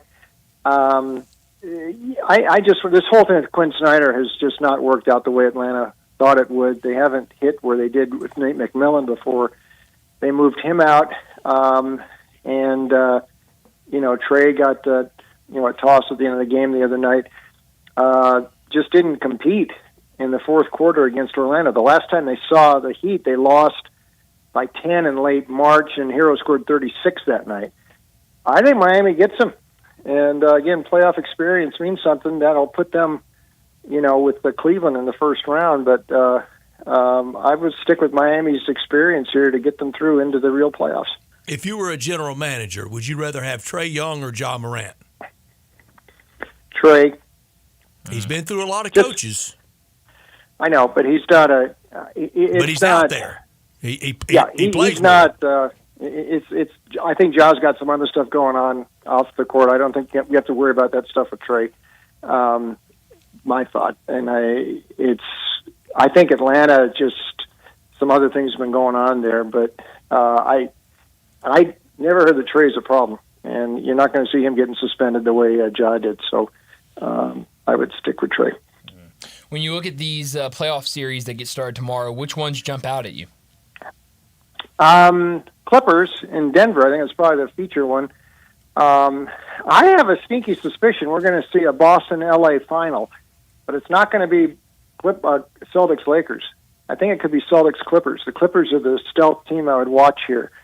You haven't seen them healthy in the playoffs with Kawhi since early in the 2021 playoffs. He might have been, I'm trying to think back to the bubble, and I don't want to, that's 5 years ago now almost. We're trying to forget he got hurt midway in the 21 playoffs, and they lost that West Final of the Suns.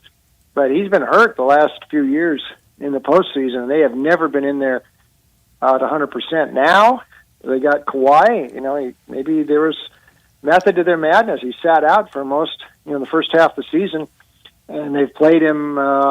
They've given him some rest. He's ready to go now. They've got Harden. They've got Norman Powell. They don't miss Paul George one bit. Zubac is a capable pivot down low. They've got a bench, some veterans there. They got a good coach in Ty Lue, and they're the hottest team in the NBA the last month. I think they take out Denver, and I think they may go the whole way. It'd be very interesting if they hit the Lakers at some point in the postseason, but I think they could take out the Lakers or Oak City. Would the chant Clippers resonate? Are the time I'm looking at them to get all the way to the final. Would the chant resonate as loudly if it's beat LA if it's the Clippers? Maybe not, but I think that'd be kind of refreshing. Kind of be looking around like, are we really saying this for them? Beat Inglewood, because that's where the new building is. By the way, I've heard that is the most spectacular basketball arena ever. Yes. That's what I'm told, too. The people that have been there with the Grizzlies just really awed by it. Yeah, because they didn't have to build it with hockey in mind, and so your seats are a lot closer to the floor. The whole thing is spectacular. I grew up about 5 minutes from where that arena is, which is right across the street from the Rams Charger Stadium, SoFi, which is where Hollywood Park used to be. So real estate's gone up since then in that neighborhood, hasn't it, Bruce? Well, it has. I mean, my old elementary school, I just realized they just bulldozed it a few months ago, and they're going to put condos there. So, sign of the times, I guess. Yeah, it definitely is. Looking over at Major League Baseball, some good series getting started this weekend. Right now, I hope you had the over in D-backs and Cubs. 11-10. Oh, wow, right on the now, north side. in the bottom of the eighth. Anything you like tonight in Major League Baseball? Yeah, I should have had the over in that one. That might have been a way to look. By the way, I think you 4 best teams in the National League might be in the West. If the Giants are for real, we'll see how this goes. But Arizona certainly looks real. Dodgers, Padres, maybe the Giants. Could be a tonight, I'm kind of thinking the out. Mets are worth a look tonight here with Peterson at home. They've played pretty well lately. The bullpen has stabilized. The Cardinals, you guys have been watching them too. I mean, Mikolas has had a very tough go his first 3 starts. And you could get a decent run line price on David Peterson tonight, who has pitched pretty darn well for the Mets. So I might look at the run line on the Mets there. The A's are kind of interesting. Now, the Brewers with Peralta, this is going to be a tougher test than the A's had this week at Chicago. They didn't want to leave after beating up the White Sox so bad.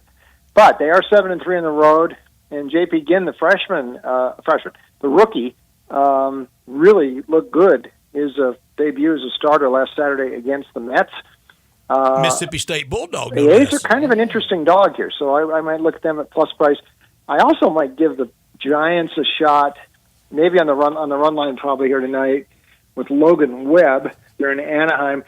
I've got the sell on the Angels right now, sort of waiting for this first slump, and their pitching has not really crumbled yet, like I think it will at some point. It has been more about hitting. They're slumping. They're all trying to hit homers. Trout all of a sudden nothing's happening for him these last 4 games. They've lost all 4. The offense is bogged down. And Giants, I think, get them tonight in Anaheim. Wow, it's going to be a lot of fun. See a lot of these series. I mean, I'm really excited about a couple of these series in Major League Baseball that get started today. But Bruce, before we let you go, where can we find more of you? Yeah, thanks. Check me out online at the old places, VegasInsider.com and CBS Sportsline, Sportsline.com. And also the new place for picks with a different twist, winnersandwhiners.com and picksandparlays.com. Bruce, as always, thanks so much for joining us. Good luck this weekend. Happy Easter. We'll talk to you again next Friday. Okay, happy Easter, boys. Thanks. Thank you. Thank you very much. Bruce Marshall with us every Friday, and we sure appreciate that. It was a good, well-pitched game last night between Cardinals and Mets. Yeah, it was a fun game. Obviously, wrong side of it. Yeah, wrong side of it, but it was a fun, low-scoring game. And I love that ballpark. Point Landon, I guess. Well, I love that ballpark, and I love the Mets could really build formidable pitching staffs in it. They've moved those dimensions in from the original after they made the move to City. It was a monster. Moved in for David Wright. Now it's a little bit fair, but still more pitcher friendly. No, it definitely is, and so we'll see what happens there. 6:00 start for the Cardinals and the Mets. This D-backs Cubs game is wild. 3 runs scored in the first 6.5 innings. Since then, in the last inning and a half, 21 runs scored by the two teams. 10 spot, top of the 8th. That's right. Yeah, D-backs get the lead with a 10-run top of the 8th.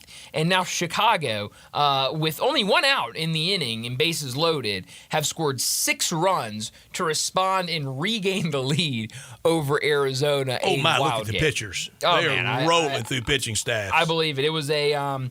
That's why we didn't want extra innings, is we would wreck our pitching. Yes, it would wreck your pitching, but yes. Then it gets wrecked. Get somebody out. That is true. You got to if they're giving up a bunch of runs, you got to get them out. Bullpen day for the Cubs, at least, is what it looked like, or maybe some injuries. I don't know. Colin Ray has not been a starter this year. I think he started 1 game and 4 appearances, but went out there, looked good. 4.2 innings, 5 strikeouts, 5 hits, only 1 earned run.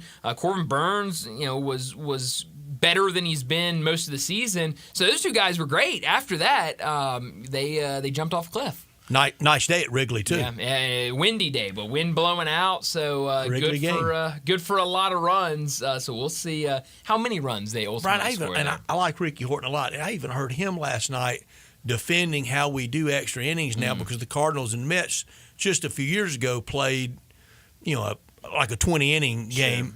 And he said it destroyed pitching staffs for both teams for about 5 or 6 days. Well, I'm sorry. Yeah. I mean, you get over it. I just, I completely understand that opinion, and it's I think a valid one. Like, but sure. that wasn't the first reason why we went to this. No, extra inning. It was timing. Exactly. Not to save pitching. No, but my point is that for years and years and years, we had regular extra inning rules, and you just dealt with it. Made so pretty well, didn't we? Exactly. Didn't we, or did we not? I thought we were doing fine. I don't, I guess I'm not in the Major League Baseball offices. I don't know anything we ever did in baseball that we did right now. No, well, everything's in question. Everything's suspect, isn't it? It is. I mean, don't look the wrong way, or you might be doing it wrong. And last weekend when I'm in Oxford, all I can see when I look at the infield at college baseball is that green base. I was about to say, you get the double bases out there. My eyes just immediately go to it. I can't watch anything else for watching that goofy bag. Yeah, I guess now that I think of it, I have not been to a college baseball game this year, so I've not gotten the pleasure. Tigers home all weekend, aren't they? Oh, but yeah, I might have to go out there. Or tomorrow. Yeah, started yesterday. That's right, because it started yesterday. Yeah, this is the weird. And a lot of people are trying to do that. Oh, I mean, and that's why some of the early afternoon games today. Yeah, we'll miss. They're in action. I think Arkansas played real early today. Yeah, they did. So I think some SEC team, maybe Missouri and whoever they're playing, I think doubleheader today. So Arkansas and A&M may be doing that today as well. be. So yeah, it's a weird weekend in college baseball trying to get everything out for Easter. I know where the Chevys are. They're at All Star Chevrolet in Olive Branch. That's where the deals are, and that's where you need to get to. Head down Highway 78, first exit after you cross into Mississippi. Take Kraft Goodman Road, and there you are, right there at All Star Chevrolet in Olive Branch, where you can save thousands on your new Silverado truck. Financing as low as 2.9 for 72 months. A new 2500 HD with financing as low as 3.9 and no payments for 90 days. That payment not due until the summer's over. Your good credit deserves it, and you get it at All-Star with Drew DePriest and his great team. For your law enforcement, recent grad, military, first responder, healthcare worker, educator, an extra $500 bonus back. All-Star with all the late model pre-owns you can be looking for. Camaro, Equinox, Tahoe, Suburbans, and a ton of Silverados. If you have any vehicle you want to sell, bring it to All-Star. Get the most money back for your deal, whether you bought it there or not. And everyone at All-Star wishes everybody in our audience, all their great customers, a happy Easter month and for this weekend to really enjoy family. Together, let's drive to All-Star Chevrolet in Olive Branch. And for more information, you can always go to allstarautogroup.com. Let's get to another break, and when we return, we got to talk Tiger basketball, what's going on with the offseason and the transfer portal. We'll do that next on Sports Time.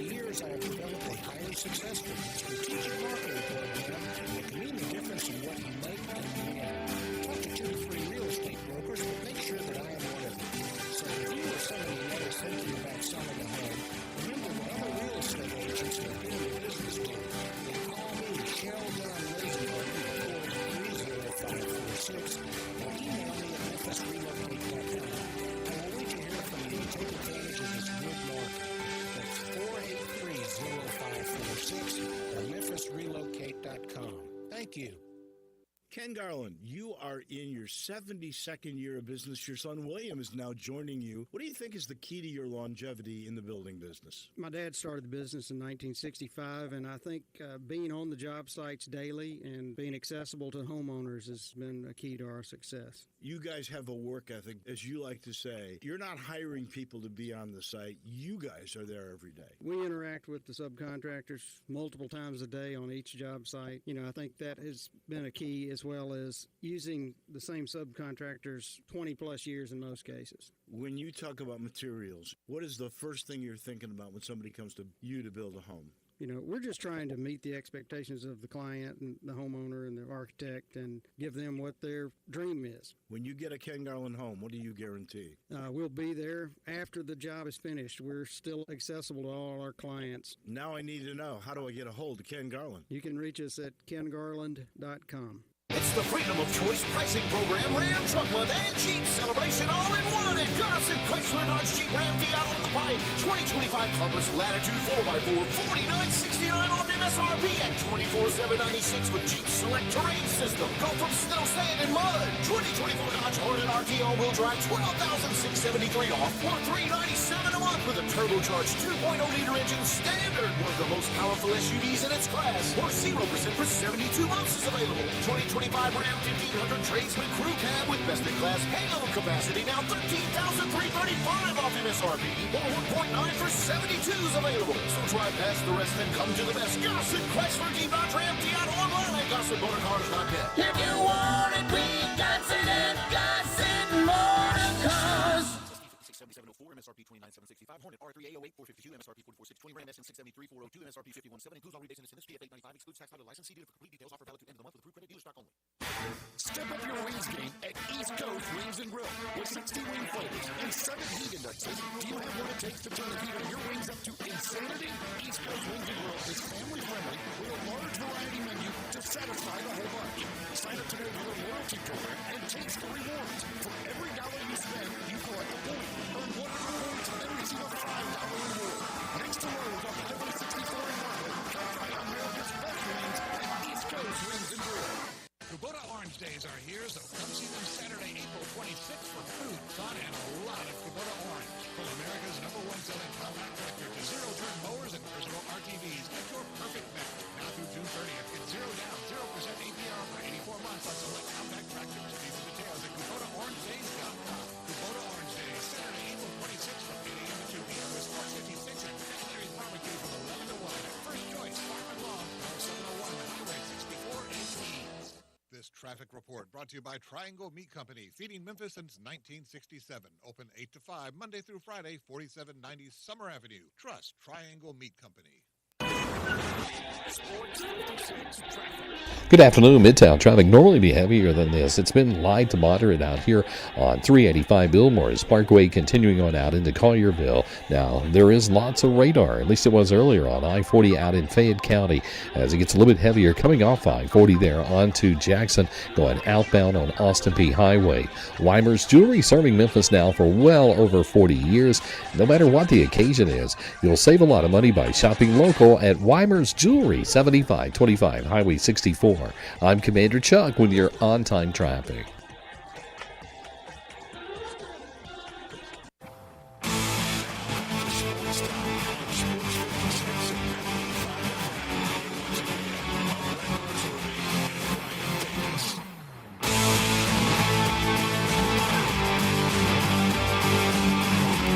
Welcome back into Sports Time. Brian and Brett with you live and local inside our Family Leisure Studios. We got to talk Tiger basketball, and I mentioned it earlier. The report coming out from Jeff Goodman that PJ Haggerty in the portal, his camp is asking for $4 million plus for him to spend majority of the time at point guard. Sources involved in the recruitment told Field of 68. I'm not surprised by any of that. Now, you can ask. That doesn't mean you're going to get it. Sure. It feels like whatever he gets is going to be more than Memphis can do and have anything else left to do anything with. And that's one of the issues. Even with the great infusion from FedEx, you've got New Year's. You've got the market going up. Nothing is static in college sports. And I'm afraid that this is a real point of Tiger basketball between lack of NCAA tournament success, lack of crowds, and now the inability to retain back-to-back years the best player on the team, back-to-back years. David Jones last year, PJ Haggerty this year. That yes, the Tigers can stay good in the AAC and win that. We know that creates zero buzz. We know that's a lot of the factor in the scan count. Sure. Yeah, I mean, it does, and you're right. And so I think for Penny Hardaway, at least what he looks at, or what it looks like he's going at is, look, I mean, the guys that he has committed, I think you look at some of these guys, and I think they're going to be real players. Sincere Parker, I think, is a great addition from McNeese. Zachary Davis, who I know y'all talked about yesterday after he committed. I think a guy that can come in and really help. You bring in a young guy like Julius Thedford from Western Kentucky, a guy from Memphis that was only a true freshman last year, a guy that maybe you can hope to you get Bradshaw. Really, yeah. Then that's my point. Is you look at some of the guys that they're going after. Aaron Bradshaw would be huge, and so I think the idea is go out and get a lot of these guys that you can go in and maybe $1 million here, $1 million there, a little bit of something here, a little bit of something there, because like you're right, it feels like Memphis isn't in that position where they can go out and get these type of players and also give however much money you and other sports. PJ Harry, exactly, and so it just feels like they're in a little bit of a bind, and so I mean, real tough spot to be in, tough spot for the Tigers to be in, and the realization, I think, is setting in for a lot of people that the answer that they all wanted Penny Hardaway to be, he hadn't been. Yeah. Now, can they cobble together a roster that can go have an upset or two non-conference, or 3 or 4 like last year? Yes, and walk through the AAC. You can do all that. It doesn't move any needles. Now, and the ultimate success is measured by NCAA tournament success. Yeah. You can have all the confetti cannon and cutting down the nets of winning AAC you want. People have voted on that. Yeah, no, you're right. And I mean, I think you're absolutely right. It comes down to what you do in the postseason. So for the Tigers, I mean, it's kind of and it's unfortunate as what it is, but the recipe that was last year feels like the recipe that's going to have to be going forward. As long as you're in the American of you got to play a really tough non-conference schedule, that's going to get people excited, and then that's going to completely drop off in conference play, and then you get to the NCAA tournament, hopefully because of what you did in non-conference. And what if you don't go 11-2 or 10-3 like the last 2 years? Well, that's the thing. What if that dropped back to just 9-4? Right, exactly. And so that's the thing is you hope that you have a good seed come tournament time, but we've seen, and even this year they get the 5, but still nobody saw that coming, and so I think a lot of people think. And in fairness, nobody saw the injury to Tyrese Hunter coming. No, at the worst time. Well, but my point is if you're not great in non-conference and you go and you dominate the American, every bracketologist out there was saying, okay, you still should be an 8 seed, a 7 seed with what they did in non-conference. If you don't do that, then you're even more in that bubble conversation. And so it's tricky. But you're right. If they can start advancing in postseason, that would certainly help. But it's just it's a weird spot they're in right now. And next year they've already been announced that for most of the games, until demand creates differently, that they're going to curtain off a lot of the terrace level seats. I think that's a really good idea. I don't know how, in only 1 year left on the current deal with FedEx Forum, I don't know how that will change. I can't imagine the Grizzlies are going to greatly reduce that minimum number to write that big check. Sure. Yeah. Yeah, I don't know. Write that check. In the Grizzlies world, that check is nothing. Right. But in the Tiger budget world, it's something. No, it definitely and not is. getting it this year. Yeah, and I think that's something to keep an eye on. Is that's the big thing? Is that threshold you have to meet for average attendance, and with obviously attendance going down. I mean, we've seen it each and every year. It's not improving. It is going the opposite direction, and so I don't know. They're in a very weird spot. I will defend Penny Hardaway if he lightens up the non-conference portion of the schedule a little bit next year. Maybe even if he does it wholesale. I mean, if it's really easy where he can guarantee going 10-3, 11-2. I think even if Penny Hardaway tried his hardest to make it just as tough or tougher than last year's non-conference, it won't be. I mean, you don't got I don't see Maui, how it can. Not going to Maui. You're not going to play UConn. You're not going to play Auburn. You're not going to play all of those teams. Michigan State. Yeah, I mean, there's no way that you can get that much on a non-conference schedule. So, I mean, maybe. But instead of kind of losing the Clemson, not even Virginia, but losing the Clemson series, you play somebody instead of the ACC. You play just a certified gimme like Southern Miss. Sure. Yeah. I mean, I'd be fine with that, and maybe you see that in the future. Still, a lot of the non-conference still needs to be in place. Still got to figure out where they're going to go to to an MTE if they do that. And it sounds like that is at least the plan. And I don't know the rules on it because I know the Tigers have been to one 3 years in a row. Yeah. I don't know that if you're prohibited. I don't think there is. There might be, but I don't think there is. I think there are. There's rules about going to the same one. And will the Tigers, in conjunction in an alliance with St. Jude, actually have what they dream of as the tournament? We got a little taste of that this year.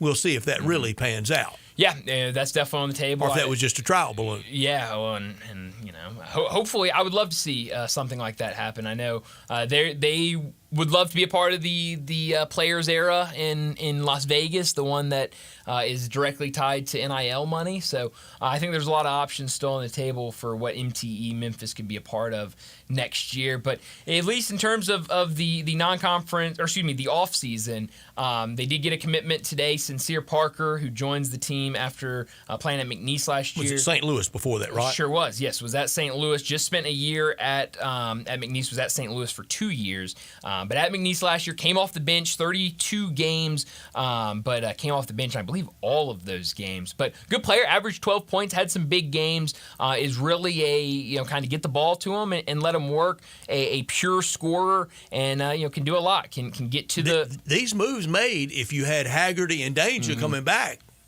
Okay, sure, it's on. And that's the question. Could you bring both those guys back and still make these moves? I don't know. I don't know what Memphis's. I can't see Sincere Parker being that expensive. No, but I mean, if let's say PJ's asking for $4 million, but he would give a little bit of a discount to Memphis, and Dane Danger's going to ask for a couple million, you would think. I mean, you're not going to be able to bring those two back and get many. I know Sincere Parker had some good schools offer him, and I think is a really good addition to this team. Okay, for the premise of one of the two, if not both, did. Let's just work from the premise that David Jones and P.J. Haggerty both did a number on Penny Hardaway. Mm-hmm. Who did the biggest number on him? That is a good question. I would say probably, obviously, we'll learn more about it after the fact. We know more about David Jones and him leaving than we do PJ. I would say PJ probably just because he's going to another college, and David Jones. And he left, I think it's PJ because he left as a champion. Sure. Didn't win anything with David Jones. Sure, yeah. I think it's also a little softer saying, hey, coach, I'm just ready to go I'm tired of school. I'm tired of college. I just want to go be a professional and, try the NBA. It's been my dream. I'm going to go give it a go. I think that's a lot easier than saying, hey, coach, you don't got enough money for me. I'm going to go play at Baylor. I'm going to go play at, what an input school, SEC, Big 12, ACC school. I think that will be a lot tougher. Because, I mean, that's the thing is you'll see if PJ Haggerty goes somewhere and has success, Penny Hardaway is going to turn on ESPN, and he's going to see P.J. Haggerty all over the screen in another college's uniform. I think that will sting a whole lot more than seeing David Jones in any NBA or G League jersey. And what if, in some MT or just by scheduling, you ran into him? Yeah, I mean, it certainly could happen. You see it all the time, Sure do. And we'll see it more and more in every sport. It goes back to those days around the hiring of Penny Hardaway. I don't have the brain power to relitigate all that. Sure. The end of Tubby, okay. Circumstances weren't great. It wasn't that bad. Crowds were. Right. Crowds were that bad, but crowds are now. Yeah, exactly. They're a little above that, but below the end of Josh. Yeah. It is. Mm-hmm. It's irrefutable. It's out there. Everybody can check these numbers. Everybody knows it during it, but they don't want to admit it. Right. But how Penny was going to be the answer, the end all, it was just going to be perfection, Eden. And I was trying, in those days, you couldn't clear your throat without all but, saying, it's going to be something like we've never seen. And I was trying to say slow down, and now we see it. The answer has not been the answer. Yeah, no, it hasn't. And, I think another big thing is that, every year it's a new team, and that's got to be tough. And they have no loyalty to him. No. We've been sold, this special kinship with all these players. From what I see, the most special kinship so far has been with Alex Lomax. Mm-hmm. Well, yeah, and times were even different back then, and that feels like yesterday when Alex Lomax was here. Maybe Moose's return. Yeah. Malcolm Dandridge for that one more year, maybe. But last year, David Jones. This year, P.J. Haggerty. They had no loyalty to him. I mean, look, I think all these guys have great relationships with Penny Hardaway. And, I think those relationships are fantastic.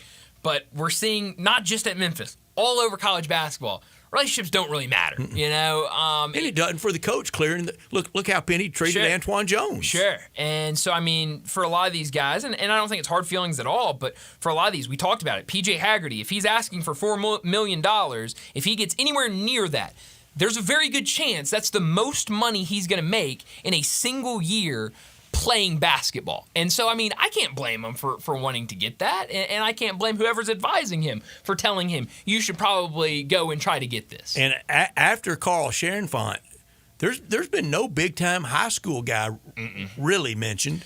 No. And Carl, I saw over the weekend, committed to McNeese. So he's going to go to McNeese now. That'll be his third school. He's gradually on the decline, isn't he? Yeah. New Mexico State last year, now McNeese. But we still holding on last year as a Tiger, other than Dunk, one made field goal? Yeah, I think it was something. I think it was something around there. I don't exactly remember the Carl Scherenfant people had him time. made out to be Penny Hardaway as a player. Yeah, well, I mean that's the thing. There's been a lot of high hopes for the freshmen. You know, you're just seeing right now in college basketball. You know, it's hard. It's a for real reckoning. freshmen to get there. Yeah, no, it is. So, you know, hopefully, good news coming. It sounds like Aaron Bradshaw. Sounds really good for the Tigers right now on him. Obviously, that would be a massive addition for them. Had a couple other guys that visited, Chris Parker, Jacob Darr on a visit right now, the 6'7" wing from Rice. So we'll see if over the weekend Memphis can get a couple more commits to start kind of building this roster for next year after yesterday, the big news, P.J. Haggerty out entering the transfer portal. Let's go ahead and get to another break, and when we return, it'll be time for Big Number of the Day. Start your day with Sports 56 Mornings with Greg Gaston and Eli Savoy. Weekday mornings from 7 to 10, right here on Sports 56 and 98.5 FM.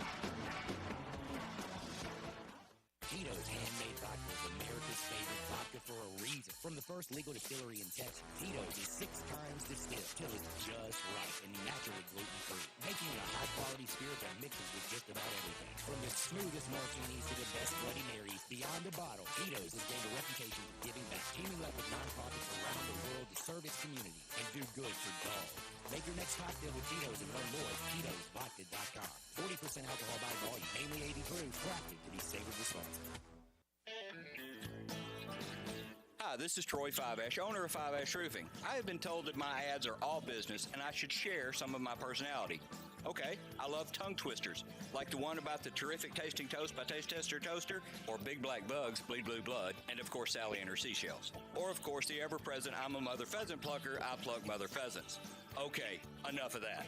If you want an honest, fair, reasonable roofing, siding, or gutter estimate, call Fiveash Roofing at 367-0050. That's exactly what you'll get.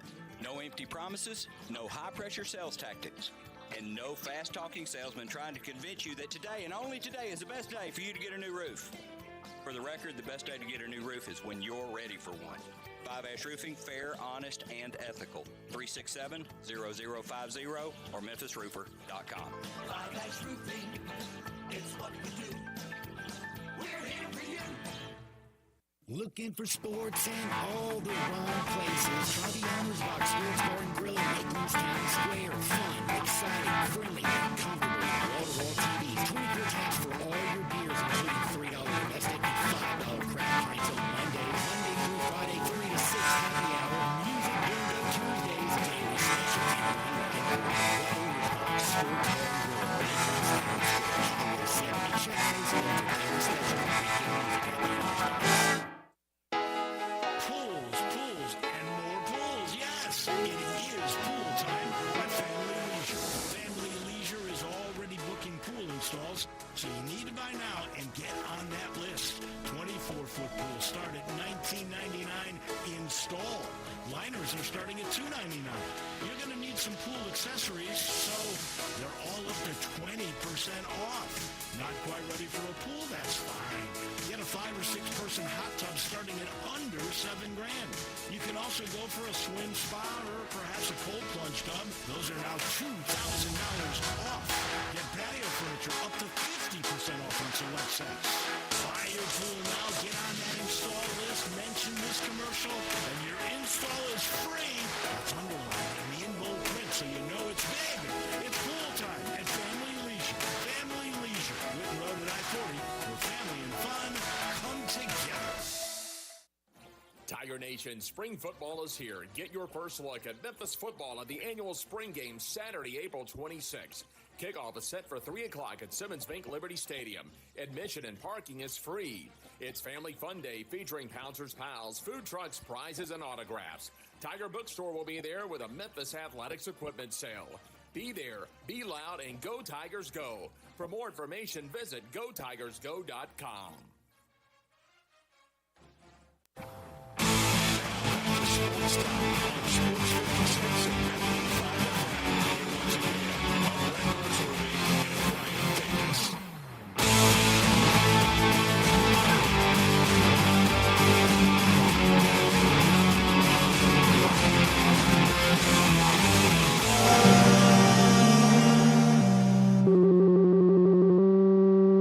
Big Daddy. Hello, Big Brand. It's a guy, he wants to be big, then he gets big, he doesn't want to be big anymore, then he gets small, but the suit's too big. Big Daddy. The big boy. You're a big guy. I think she's trying to pull a fast one on Big Daddy. The big number of the day. Well, Brett, you have kind of previewed your big number to me, so I would like for you to go first. I would just like to remind everybody that I won the hockey picks last year. Thank Noted you for, hockey expert. Yeah, thank you for pointing that out. So I'm going to have a hockey big number. Okay.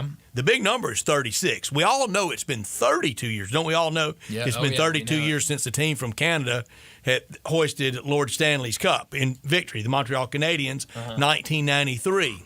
But it's been 36 years since we've had an all-Canadian Stanley Cup final. Wow, okay. Montreal, and as Rob Fisher, a sincere, really noted hockey expert, covered hockey, knows the game, done a hockey show before, as he always pronounced it, Calgary in Montreal in 1989. It is Calgary. 36 years ago, Calgary and Montreal. I love that. That is a really good big number.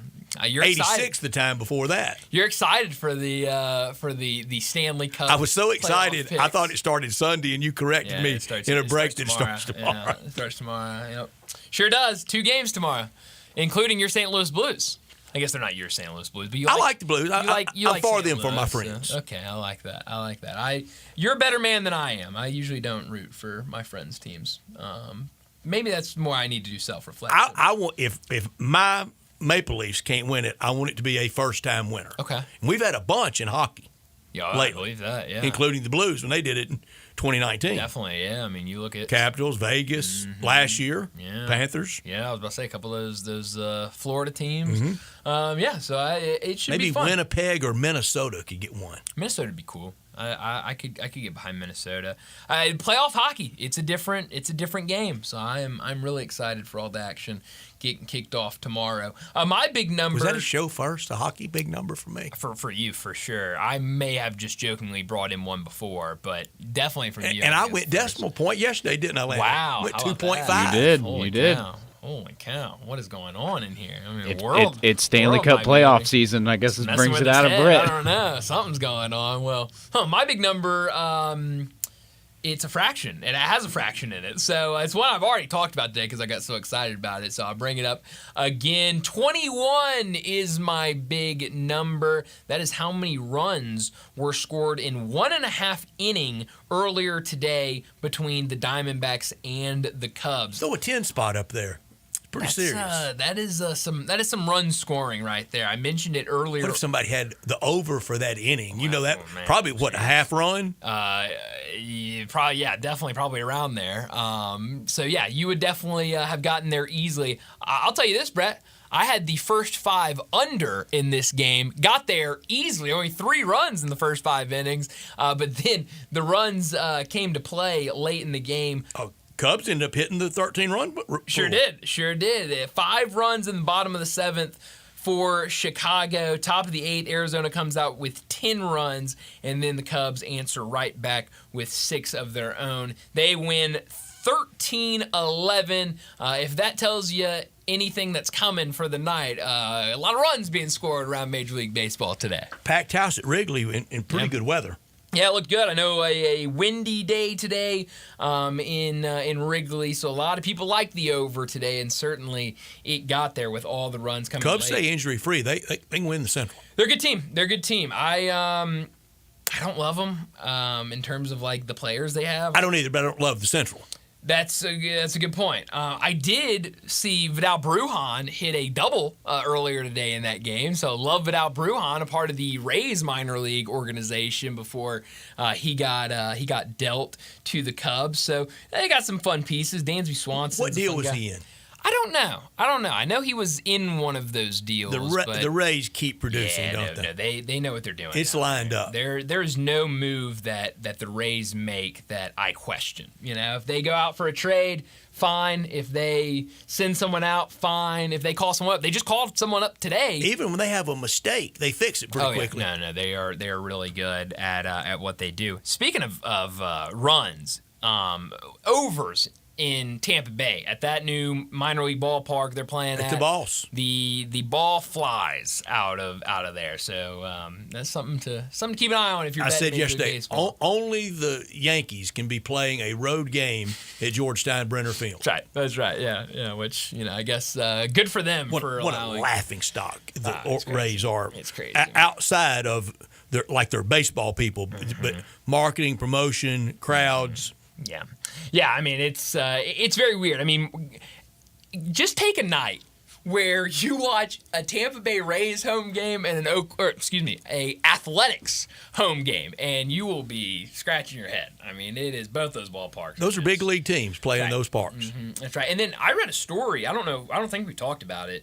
I read this story. I don't remember where it was, but it was a big piece on the first couple of weeks of the Athletics in Sacramento, and they interviewed a bunch of people, store owners and fans and everything, and the reaction was basically like, what do we do with this team that's here? Some people were like, well, we're just glad that Major League Baseball is here, and so we're going to go out and support. We had that the year of the Oilers here, but we knew that was supposed to be 2 years. They ended up just being one. Yeah. This is minimum 2. That's right. Maybe as much as 4. That's right. And that's what some people were saying. They were like, we know they're going to be here for more than just 1 year, so we want to support them. We want to go out and have fun. But at the same time, we know they don't want us, so why should we want them? Why should we support them? So it's a very weird situation. Obviously, the Athletics organization, they don't want anything Sacramento on their jersey. They do have a patch for tourism in Sacramento, but they don't want to be known as nice of them, oh man, that was great.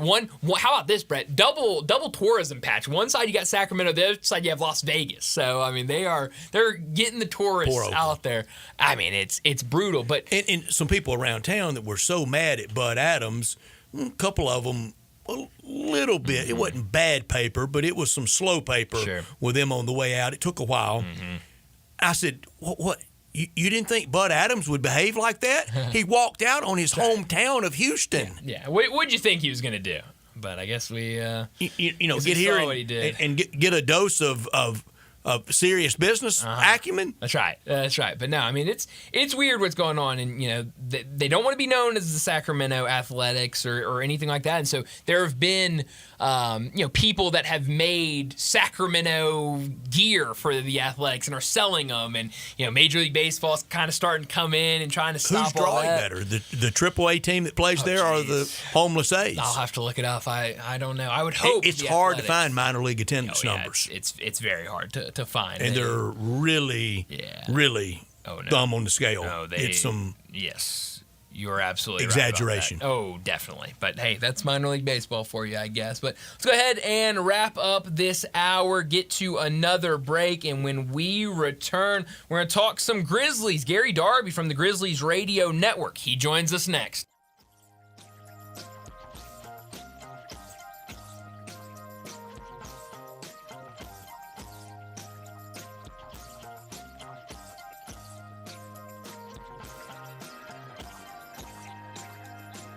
Wally Hatchet serves breakfast all day and Southern comfort food for lunch. Hatchet fans love our huge omelet, breakfast Sammys, scrambles, and chicken and waffles. For lunch, check out the Mississippi pot roast, chicken fried steak, grilled meatloaf are one of our best-selling burgers, lipstick on a cow. Pickup, delivery, and catering are also available. Visit WallyHatchets.com to order online. Wally Hatchets is located at 6439 Summer Avenue and open from 7 a.m. to 2 p.m. Tuesday through Sunday. Wally Hatchets, count your blessings, not your calories.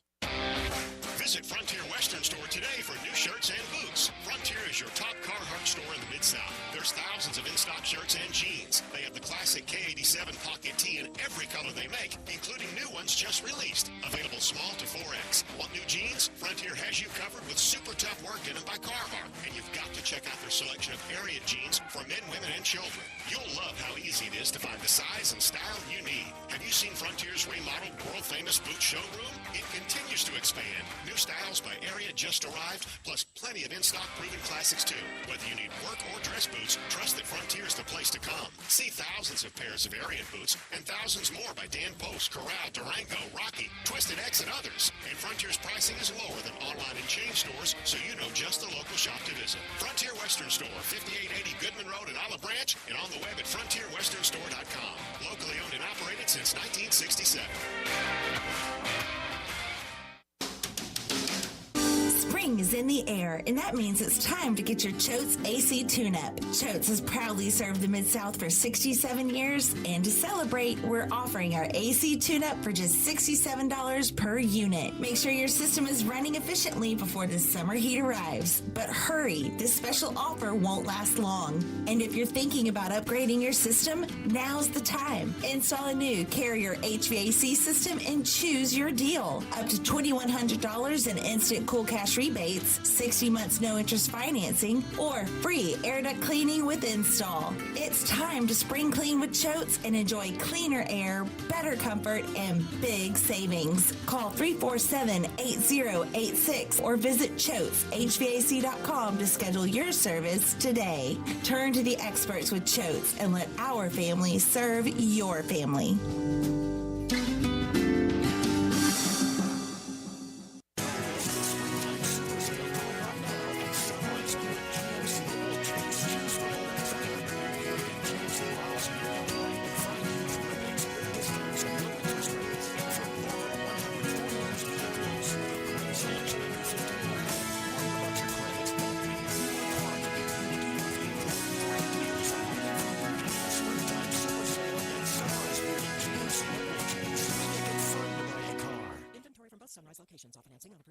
Chris Price here with Metro Builders Memphis. In the wake of the large storm systems that passed through the Mid-South, our 8 shingle crew, 3 TPO commercial flat roof crews, and even 2 metal and tile crews are all out assisting policyholders. We won't stop until all have been restored to pre-storm condition. Many homes throughout the Mid-South were hit by hail, 1 inch, 1.5 inch, and yes, even 2-inch hail fell in the Mid-South. Many times hail damage will go unnoticed. Many people think it's no big deal. However, shingles and yes, even metal roofs are compromised. In time, show signs of leaks and on metal means rust due to breaking the coating, which in turn ends up leaking. If you had hail and high winds, look up, or better yet, have us come look for you.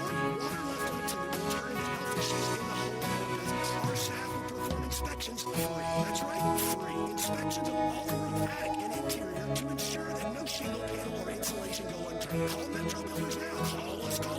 375-1717. That's 375-1717. Or check us out online at metrobuildersmemphis.com.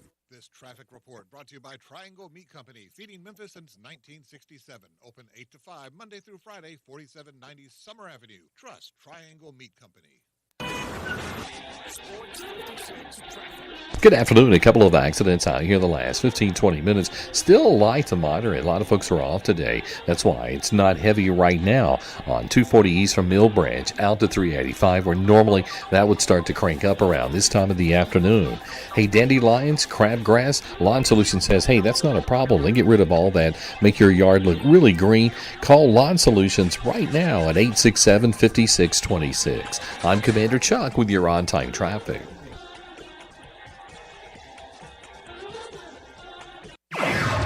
Sports 56, WHBQ Memphis, and W253DF Memphis with John Harden. Weekdays from 11 to 1. Now, back to Sports Time on Sports 56 and 98.5 FM. This hour brought to you by Jack Wiley once again. You say you stand by your man. Tell me something Welcome back into Sports Time. Bryant and Brett with you live and local inside our Family Leisure Studios as we start our third and final hour. And joining us now to talk some Grizzlies, Gary Darby from the Grizzlies Radio Network joins us now. Gary, it's a big night downtown for the Grizzlies. Win or go home against the Dallas Mavericks. Win or no Darb on Sunday. That's right. So it is it's a big one. But before we get to tonight's game, let's go back to the game against Golden State. A loss, but could have gotten real ugly. It got real ugly at one point. Down 20 in the second quarter, but able to come back and make it real interesting down the stretch. Yeah, they did. I thought Golden State, obviously early in the game, they were getting what they wanted in a situation where Zach Edey was having to guard, whether it was Jimmy Butler or someone else. And then you saw the kind of change at halftime that was made in the Grizzlies, and then Zach Edey did a little better job of things too. So, that's the game within the game, right? You find what you think is, the best matchup and situation for you. Golden State did that. And you give credit to, the Grizzlies for not giving up on that game because they didn't know they had this one in the hip pocket, right? You knew you were going to get a chance to play again, but you sure wanted to get it done, in the first game. And it didn't work out, but great resilience even after, Ja tweaks the ankle, goes out for a while just to kind of hang in there. But, it was good to see some adjustments made and things happen and see the rookie respond and the entire team for that matter. This Dallas team, it won't look like the team we saw on Sunday, will it? No, it won't. They'll have, guys that you didn't see. Anthony Davis obviously will play. You'll see some others. I know they did play a good many of their guys, but I was, looking at game notes moments ago just to kind of see, right? And they started in the last game, Najee Marshall, Klay Thompson at guards, P.J. Washington, Anthony Davis, and Derek Lively. Now, a couple of those names did play, but they all didn't go together. And the thing that stuck out to me, Brett, is they're interchangeable. Like, they can switch. They've kind of gotten one of those lineups there now when healthy. And obviously, if Kyrie was there, it'd be a little different. But tonight's lineup, all 6'6", 6'7", and then you get Anthony Davis and Derek Lively, who are athletic enough that they can make those switches, too, on almost anything, and even on some of the pick-and-roll situations. So they've got a five at least to start that's defensively going to be able to do that. Of course, we'll have to wait and see, the game-time decision by Ja, because that makes a huge difference on everything. But it'll be a lot of different names from both sides, obviously, in the game tonight. Yeah. Well, you mentioned Ja Morant didn't practice yesterday, listed as questionable. Brett and I have both said if he can move around, if he can jog, run on that ankle, he's going to be out there playing. Is that the same way you feel about tonight for Ja Morant? Yeah, or he wouldn't have come back in the game against Golden State, right? He wouldn't have come back at all in that game. If that was a regular season game, early, mid, he's not coming back in that one. But you knew that was one that if you win, you move on, you play Houston, it's over with, you're trying to win that game, you got it back in a winnable situation, so he plays. I agree. If he can go out there and before in the shoot-around, if he can move at all, and think he can give you somewhat, a 50% Ja Morant's better than most people, but you sure would like to have him, as close to 100 as he can be. And so if he can move around at all and they don't think that it'll be, too big of an issue, yeah, I expect him to give it a shot. Gary, we started the show today talking about that big wall that Dallas can build. I think the early indications will be if the Grizzlies can penetrate that wall.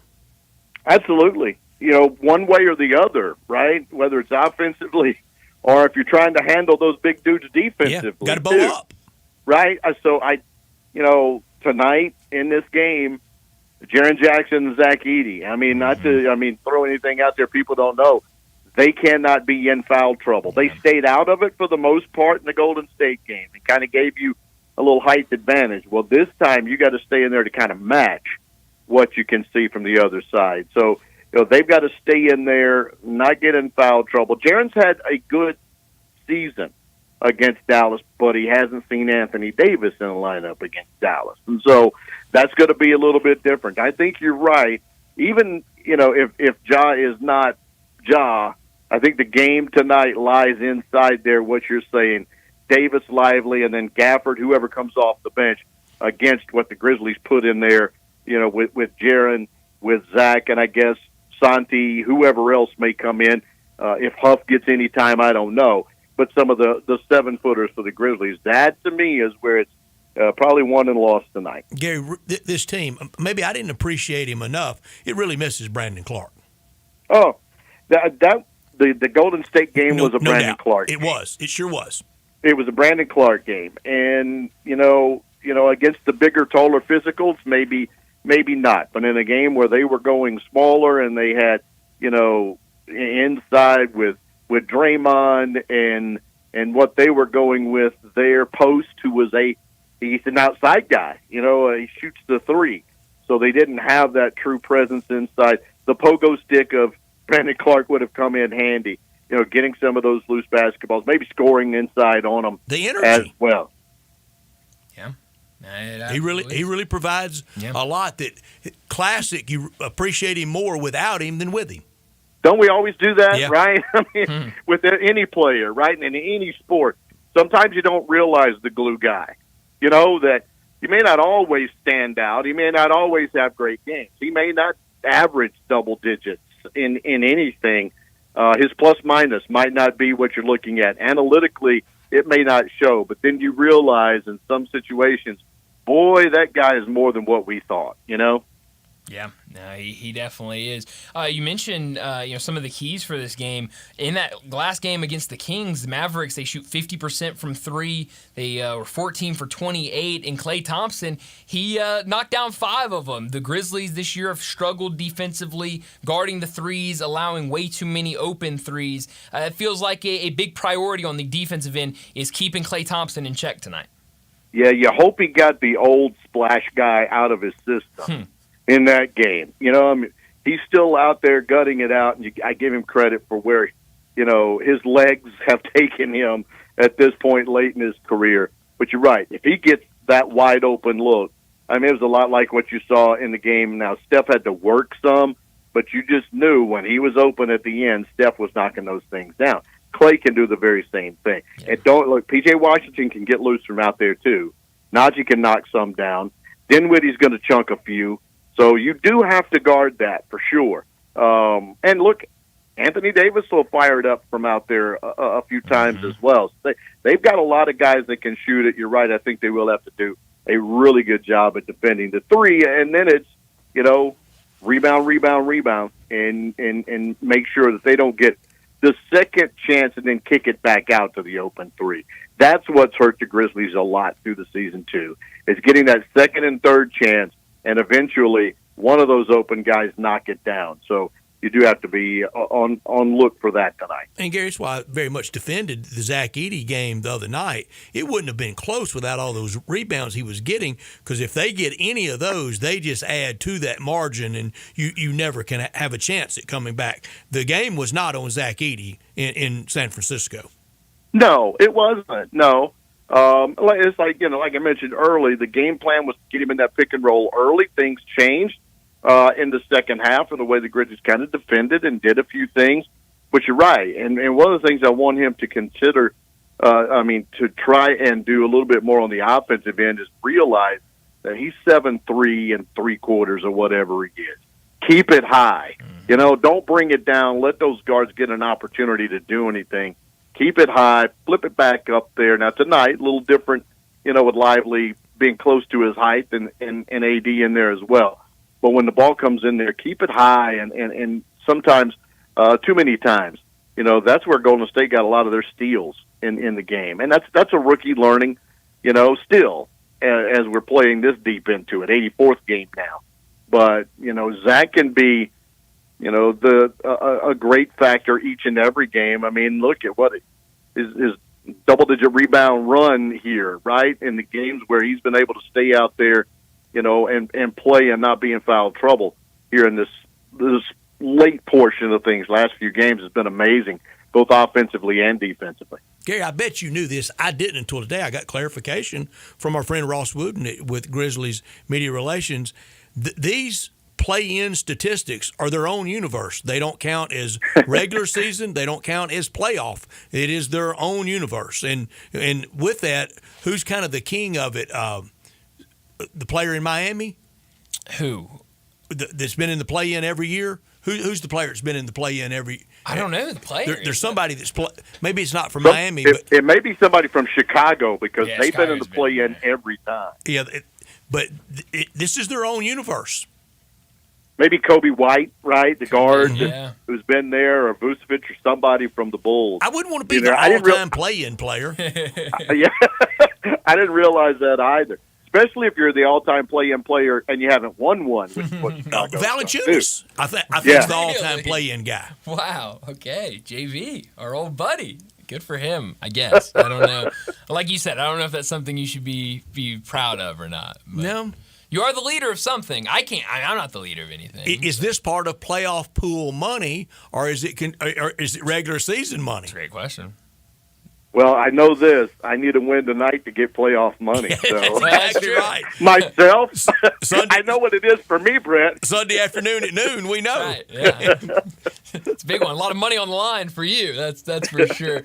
Speaking of that, if the Grizzlies win tonight over the Mavericks, they'll have to face the number 1 overall seed, OKC.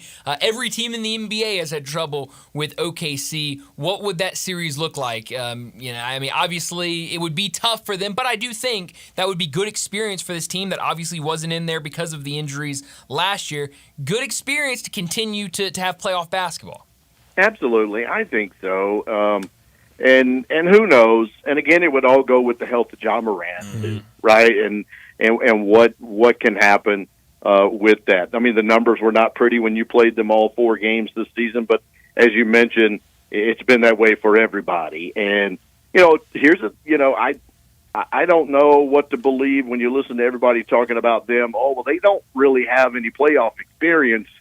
And I guess they're talking about the more experienced teams that could give them, I guess they're talking about the Lakers, right? Or if they run against Denver or the Clippers with a healthy Kawhi, that they still don't believe. I've watched these guys play in a lot of different ways, big lineup, small lineup, and it doesn't matter.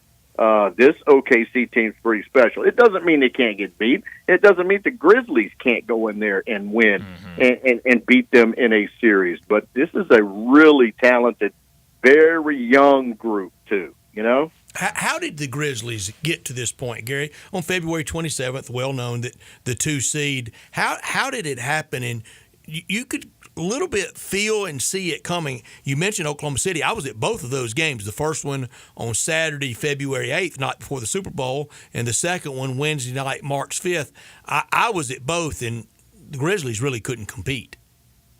No, and the difference to me is when you look at some of the defensive ratings since the All-Star break, it kind of showed up right. I think that last game before, wasn't the Clippers the last game before the All-Star break? Gary. Yes. If you look from the All-Star break in defensive efficiency, I mean, the Grizzlies are in the bottom 5. And so I think that's what has happened to them in some of those games. It kind of got right against those Eastern Conference teams there with that 3-game stretch. But to me, it just, for some reason, fell apart defensively. You know, they still were scoring and doing things, but they just, for whatever reason, Brant brought it up a little bit earlier that, it's the 3-point shooting for the other teams. I mean, the percentages were crazy, and they just kind of lost the rope, so to speak, defensively. Yeah. Gary, what have you seen, if you have seen, different between how the team was playing, what they were doing with Taylor Jenkins and now with Coach Islo? I know very hard to really go in there and implement anything differently when you're put in as the interim head coach in the middle of a season, but what have you seen since the coaching change? I think a little more with the basketball in Ja's hands, a little more in a pick and roll to get it into the big fella. Zach for a while wasn't in a starting lineup, and he was coming off as a reserve and doing some things. And so he even said in one of the pregame interviews and things that it was kind of back to some of the things for college for him, maybe just different terminology and things that he had to learn. And so I don't know if they made things easier for Zach, right? I'm not real sure. I'm not in those practices or things like that. But I think, too, just getting it back in Ja's hands, and Ja being there obviously changed it a little bit, too, as far as playing. But, I mean, truthfully, defensively, I don't think, it's not much as far as, scheme or anything as to what they've done. And offensively, again, you can't really overhaul things. Right. There can be some small things, and I think the most thing is more of Ja with the ball in his hands, especially early in those first couple of games. Gary ran the rest of the league earlier. Brian and I here with the TV on in the studio, lower third, Chiron on PTI had, what are the expectations for the Lakers? And it was during one of our breaks, and I said, I can answer that easily. It's the Lakers. It's to win it all. You've got LeBron James and Luka Doncic. It's like next year, what are the expectations in the SEC for Alabama? It's to win it. Absolutely. They didn't make the Lakers didn't make this trade to not think that they had an opportunity to be there in the playoffs and make a run with LeBron and with Luka, and to keep that going, at least with Luka, for years to come. The moves that they made, kind of helped them with whether it was Austin Reeves and they get Vanderbilt. They get some guys back too. The thing for the Lakers is not just to be where they are right now. It's to Western Conference Finals, win it, and go after whoever. Hopefully, even if it's that old rivalry Lakers-Celtics deal, that's their expectation. It's not just to be where they are right now or possibly win a first round. It's to put another banner up in the arena. What's Oklahoma City's expectation? I think the same, right? 68 wins? Would you do it for funsies? Yeah, correct. You're out there doing the same thing. Those young guys, Shai Gilgeous-Alexander, but he could just get a shot, right? He just get whatever he wants whenever he wants it. And, and they got the bigs to do things too, but certainly. Presti has built this now to put it where it is, and that's for them to get a first one, right? I think that's theirs too. Not to go in and just beat the 8th seed either. It's to definitely they need to be in the Western Conference Finals through this season. But I think too they're the same way. That they should their expectation is to at least be playing for it. We'll check in with you during these playoffs. But that if it's Oklahoma City, middle of June, and they have the Larry O'Brien Trophy, that'll hit hard because there was a time we thought we would be there before they would. Yeah, and they traded everybody. Everybody was gone, right? All of them were gone in different places, and they rebuilt it through the draft with a few pieces brought in and trades. They even traded away Josh Giddey. So they did the work through the trades, through their system, and brought their own guys in here. Took their lumps for a few seasons, and then now, even though very, very young, here they are. I'm with you, right? This core that you have, and it just, you had the 2 seasons of the 50-plus wins, finishing second, and the disappointing, ends to those playoff series. But OKC went through and built it through the draft, and hopefully, with Jalen Wells and with Zach Edey joining this group, maybe that's what the Grizzlies are now hopefully getting to. Yeah. Well, we'll see what happens tonight. A must-win game for the Grizzlies to keep their season alive. A late-night tip against the Dallas Mavericks. Gary, as always, thanks so much for joining us, and we'll catch up with you more throughout the playoffs. Happy Easter, Gary. Happy Easter. Thank you, guys. Same to y'all. Thank you very much. Thanks, Gary. Gary Darby joining us from the Grizzlies Radio Network, Talk Grizzlies, and this big game tonight and the playoffs. Very weird. Lakers make the move for Luka Doncic to ensure that they can, get to championships and win championships. And then, according to Nico Harrison, also made the move to deal Luka to get more championships. That doesn't add up. It doesn't add up at all. Not a lot of things in Dallas adding up right now. That was amazing, though, and I think the graphic on PTI was far sensationalism. Of course. But every playoff. If the Lakers are in it, there's one goal. Yes, I mean when you are that big of a brand, and also you have. I mean, Bama ain't playing for the Independence Bowl next year. No. So yeah, not only are you the biggest brand, but also you have one of the greatest players to ever play. One of the best scorers, if not the best, just pure scorer in the NBA right now on your team. Yeah, no, your goal is to win the whole thing, and it's not like they're. It's not like they're Golden State and just sneaking in the 7 seed after the play. They're the 3 seed. Like, it wouldn't be crazy for them to be in the NBA Finals. So. And if they don't win it, you know what I will say. What's that? LeBron's won one in the bubble. That's true. Yes, a bubble title. Second time we've mentioned the bubble today, which is wild. I didn't think we were going to do that. How about that Sunday afternoon Grizzlies play-in game against Portland? Yeah, against Portland. And I'm on a golf trip with some people, and I went in and I asked the guy, I said, "Can you? This is August, 2 weeks before college football starts." Okay. And I said, "Can you turn in on the NBA game?" He was joking. He goes, "We really don't watch the NBA here."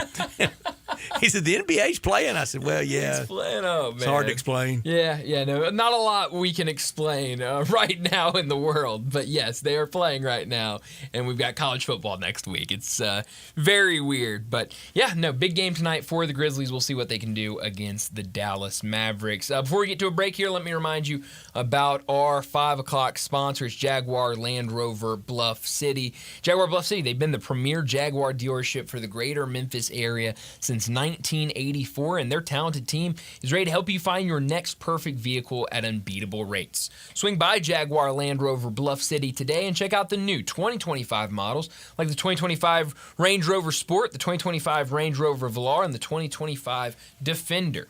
Test drive the Range Rover Sport, where luxury meets performance. It's a perfect mix of style, performance, and versatility with options ranging from 360 horsepower up to 635. It's also available as a plug-in hybrid electric vehicle with $7,500 federal tax credit when leased with approved credit. Take a look at the Range Rover Velar, powered by mild hybrid technology and enhanced with the latest well-being features and fully connected entertainment system. The Range Rover Velar is the ultimate luxury compact crossover. Purchase yours today and get special 4.4% for 72 months financing available with approved credit. Don't forget about the Defender. Available in multiple models to fit your needs, the Defender is built for the modern explorer, and Jaguar Bluff City is offering special interest rates for 60 and 72 months on various models. Give them a call, 877-259-6169. Go online to jaguarbluffcity.com. Head out there, 6335 Wheel Cove, just off of Quince, to find that next perfect vehicle at Bluff City Jaguar. Let's get to another break. When we return, we'll talk about what's trending, and a busy what's trending today. We got to get to NHL picks. We've also got to do Showboat Bankroll. We'll do all that next on Sports Time. Be sure to follow us at Sports56 WHBQ on Twitter, Facebook, Instagram, and YouTube to watch live video of our shows. Stay up to date with station events and have chances to win prizes. Don't miss out on anything that's going on. Follow us at Sports56 WHBQ. It's the Freedom of Choice pricing program, Ram Truck Month and Jeep Celebration all in one at Gossett Chrysler Dodge Jeep Ram Fiat on the Pike. 2025 Compass Latitude 4x4, $49.69 off MSRP at $24,796 with Jeep Select Terrain System. Go from snow, sand, and mud. 2024 Dodge Hornet RT all-wheel drive, $12,673 off, or $397 a month with a turbocharged 2.0-liter engine standard. One of the most powerful SUVs in its class, or 0% for 72 months is available. 2025 Ram 1500 Tradesman Crew Cab with best-in-class payload capacity, now $13,335 off MSRP, or 1.9 for 72 is available. So drive past the rest and come to the best. Gossett Chrysler Jeep Dodge Ram Fiat online at GossettMotorCars.net. If you want it, we got it at Gossett Motorcars. 7704 MSRP 29765 Hornet R3 A08 452 MSRP 44620 Ram SN 673 402 MSRP 517 includes all rebates and incentives PF 895 excludes tax title license CD for complete details offer valid to end of the month with approved credit dealer stock only. Locally owned and operated for over 40 years, Automatic Gates Construction tailors custom gate solutions for all your residential, commercial, and industrial needs, including repairs, maintenance, and installation. Automatic Gates Construction specializes in designing and installing automatic gates and fencing that seamlessly blends security, functionality, and aesthetic appeal. Elevate the safety and efficiency of your property with premium gate solutions.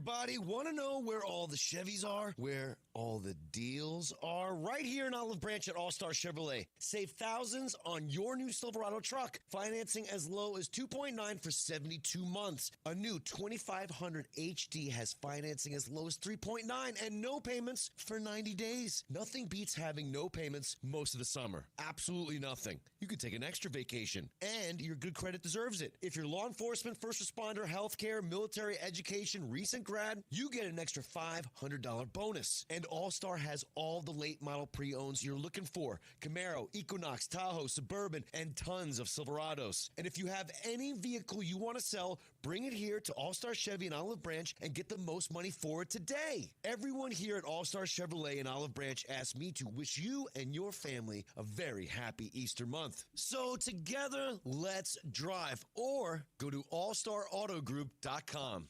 It is too. I am not disagreeing with you. I'm just saying that April is just one of the great months to sit outside at Central Barbecue. I didn't say there weren't other great months to sit outside at Central Barbecue locations. And there are a lot of them, and they all have outdoor seating. I don't think you had to interrupt me for that. What I'm saying is April is particularly great because it's the first month where we can sit outside in Memphis. In South Haven? Stop interrupting me. I was going to say South Haven. No, you weren't. You always forget about South Haven. I resent that. Hey, I produce these. You want me to back the tape up? No. It's still the best month to sit outside at Central Barbecue.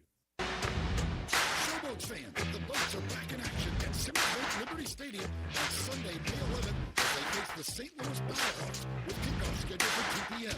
Come see all the football action of the UFL and join us as we celebrate our mascot Skipper's birthday.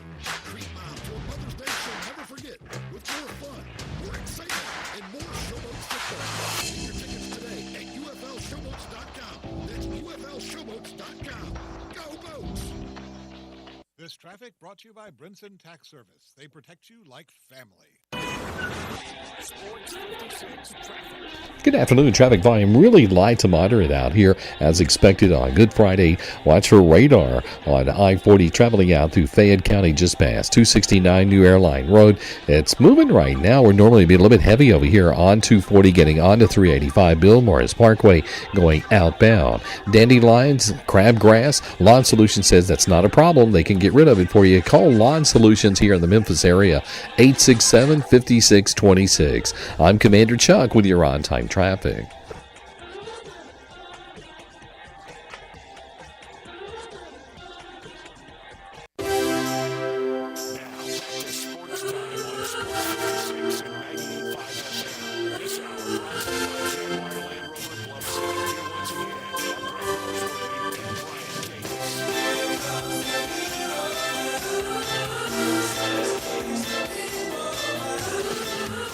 We've got a lot of picks to get to during this segment, and I know I'm going to be hungry when we're done making all of these picks. I know a lot of people hungry with the weekend here, maybe going out to watch the game tonight, maybe the playoffs over the weekend. When you think of Memphis food, you think of the world-famous Memphis-style barbecue, and you can get that at the commissary. Locations, 2 of them, one in Germantown, the other in Collierville. You can stop in for lunch or dinner. You can even get it to go. Start your meal with an appetizer like the cheese plate, chicken wings, or my favorite, the barbecue nachos. For more than 40 years, the commissary has been a staple in this area. Big reasons because of the quality of food they serve. My go-to, it's got to be the ribs, but it's hard to resist the barbecue shoulder. Get it chopped or pulled and get it by the plate or by the pound.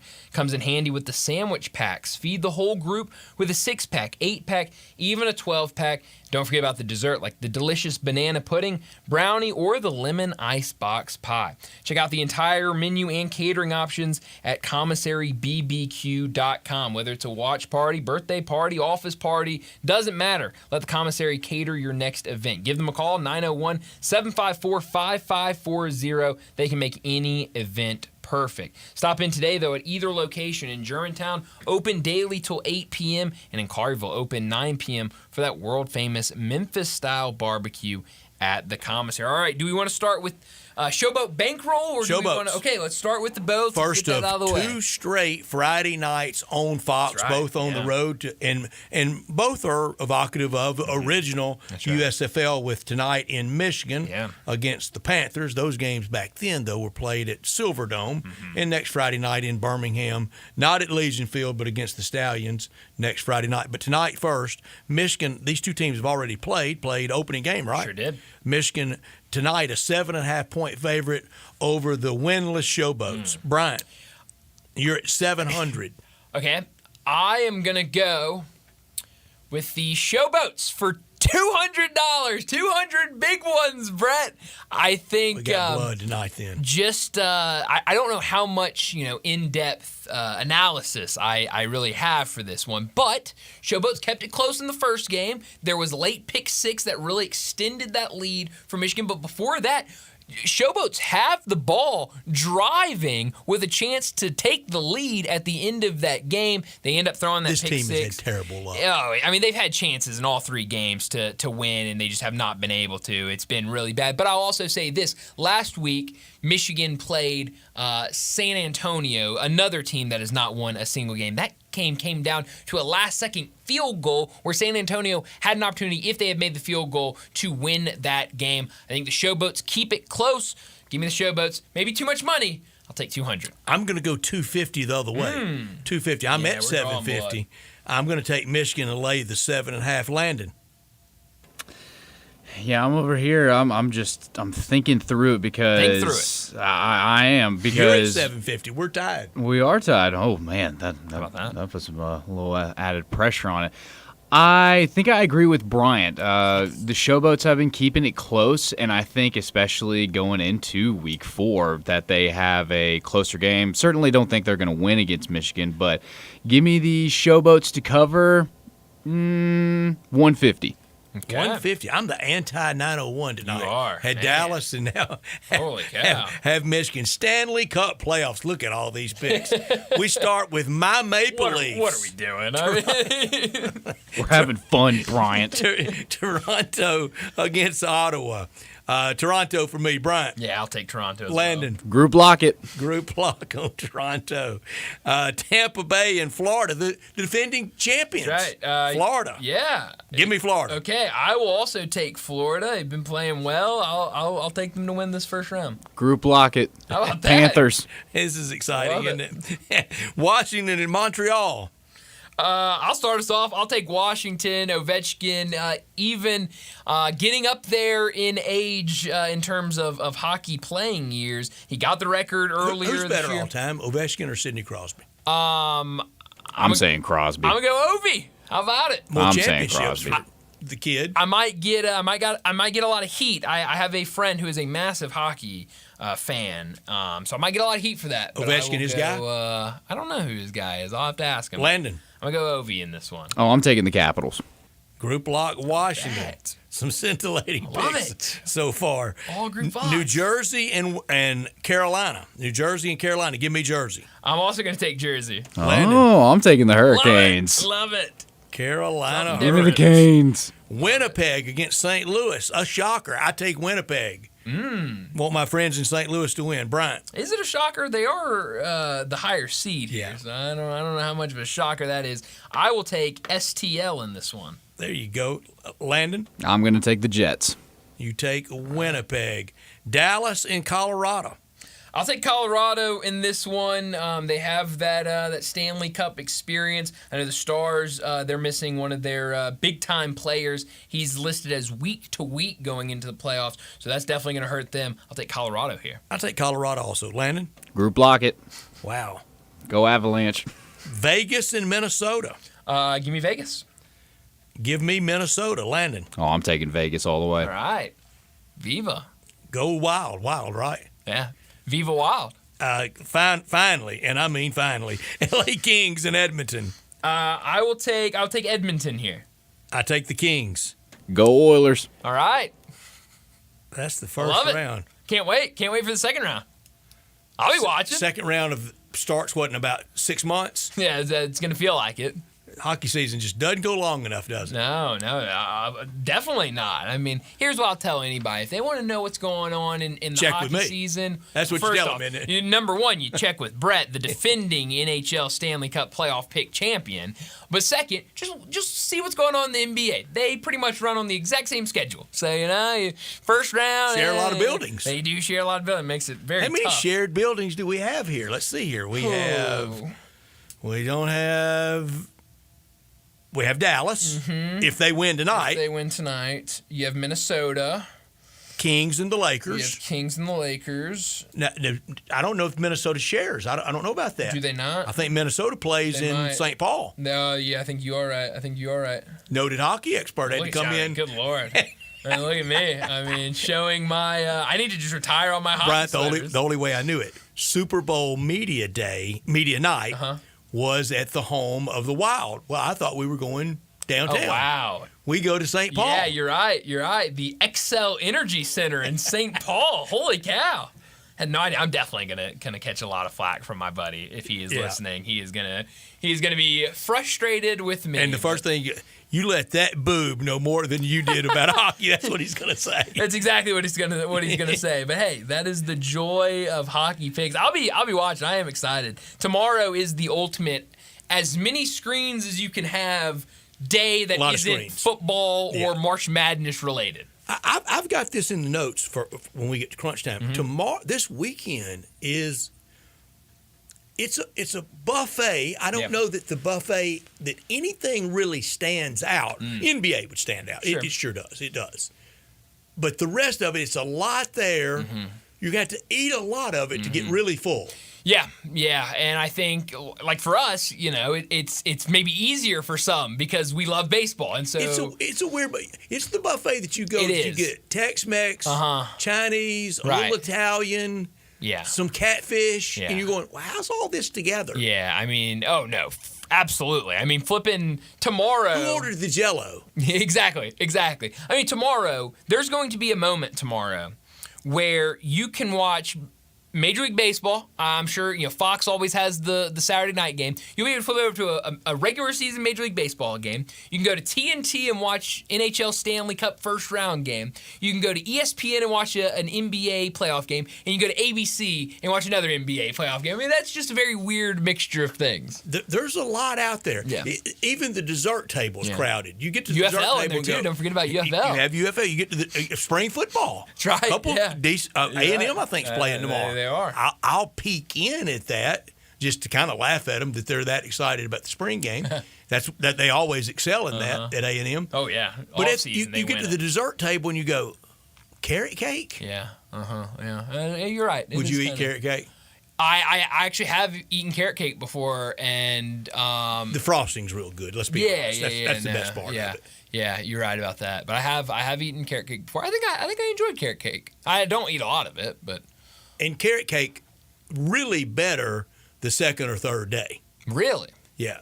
Right out of the oven, not so much. I don't think. Interesting. You have a go-to for Easter dessert? No.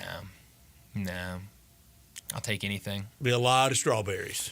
A lot of strawberry shortcake. Yes, it absolutely will be. I'm not a huge strawberry shortcake person. I am. Got it yesterday at Jason's Deli. Oh, wow. And it was fantastic. That sounds good. And they are really busy with the bulk orders. Yeah, I believe it. Well, that's good. That's definitely good to hear. Something that wasn't good to hear today, I did want to get this in before we got to a break, but it sounds like Greg Popovich fainted at a San Antonio restaurant Tuesday night, is recovering now, I believe, at his house.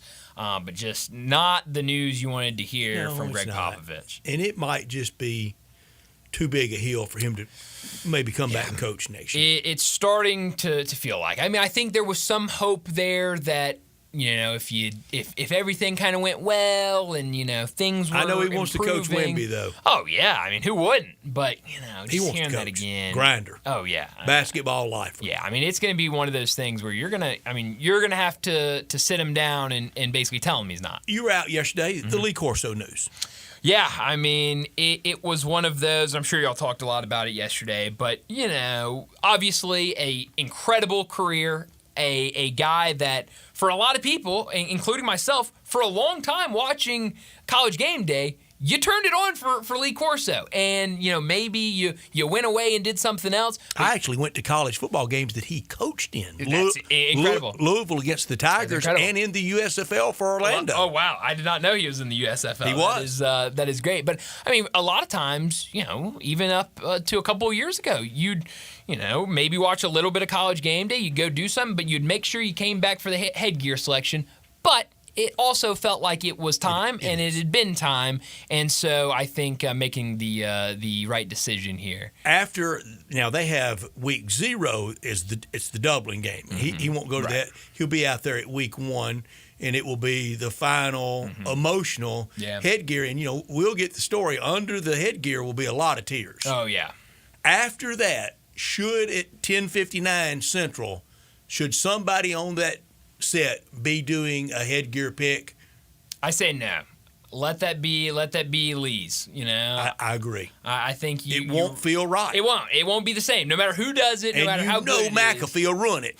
Well, he will certainly add his flavor to it. We don't want to see Nick Saban running around like that. No, certainly not. So I mean, and you look at it. I mean, the only one that you would put in that position would be Pat McAfee. And so yeah, I think you retire it with Lee Corso. I think, that doesn't mean that you end the picks and that it can't be fun, but you certainly, I think, retire the headgear. But yeah, definitely, bittersweet news yesterday that is coming to an end, but I do think the right decision. And we were talking about it during the break of where do you go week 1 now? I mean, that's going to be the hard decision. Yeah. The Ohio State-Texas game, that'll be 1 versus 2 and going into opening week. But that'll be Fox controlling the Saturday night game. Yeah. But game day can be there. Sure. And we've seen them do that. Yeah. But in these times, do you really want to be driving that kind of crowd for Fox? That is true. On ESPN, Disney controlled that night will be Bama at FSU, which would be full circle back home to FSU where he played famously with Burt Reynolds. Yeah, I think or as he calls him, Buddy, and that was his name, Buddy Reynolds. That's great. I mean, I think both options would be great, but I'm sure that announcement will be big whenever it is made of where they're going. We need to get to another break before we do that. Spring's here. Perfect time to head out to Frontier Western Store, walk into the new season in style. Family owned and operated since 1967, Frontier Western is your one-stop shop for the biggest brands like Carhartt, Wrangler, and so much more. Check out Frontier's world-famous boot showroom. Whether it's work boots, dress boots, Frontier has you covered for the entire family with plenty of in-stock proven classics like Ariat, Dam Post, and Durango, just to name a few. Frontier Western Store, I said it, I'll say it again. They're the one-stop shop for Carhartt in the Mid-South, but they've also got you covered with thousands of different brands of new shirts and jeans. Need a new pair of jeans? Frontier has you covered with the newest selection from Wrangler and Ariat. You'll love how easy it is to find the perfect size and style for you. Frontier's pricing, it's lower than online and chain stores, so you know you'll be getting the best deals. So head down to 5880 Goodman Road in Olive Branch and check out the whole selection. Open Monday through Saturday, 9 a.m. to 7 p.m. and Sundays, 1 p.m. to 6 p.m. Go check out Frontier Western Store. Let's get to our final break of the day, and when we return, we'll wrap up today's show with Crunch Time. We are real sports talk. Sports 56 WHBQ. Available on your radio dial at 560 AM and 98.5 FM, as well as around the world online at sports56whbq.com. Take us with you everywhere by downloading the Sports 56 app. And at home, just say, Alexa, play Sports 56.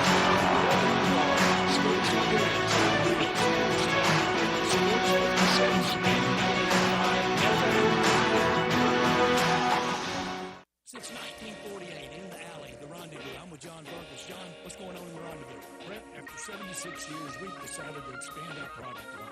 Anyone who's tasted our ribs is familiar with our vinegar base. It's now available in the 32-ounce jar.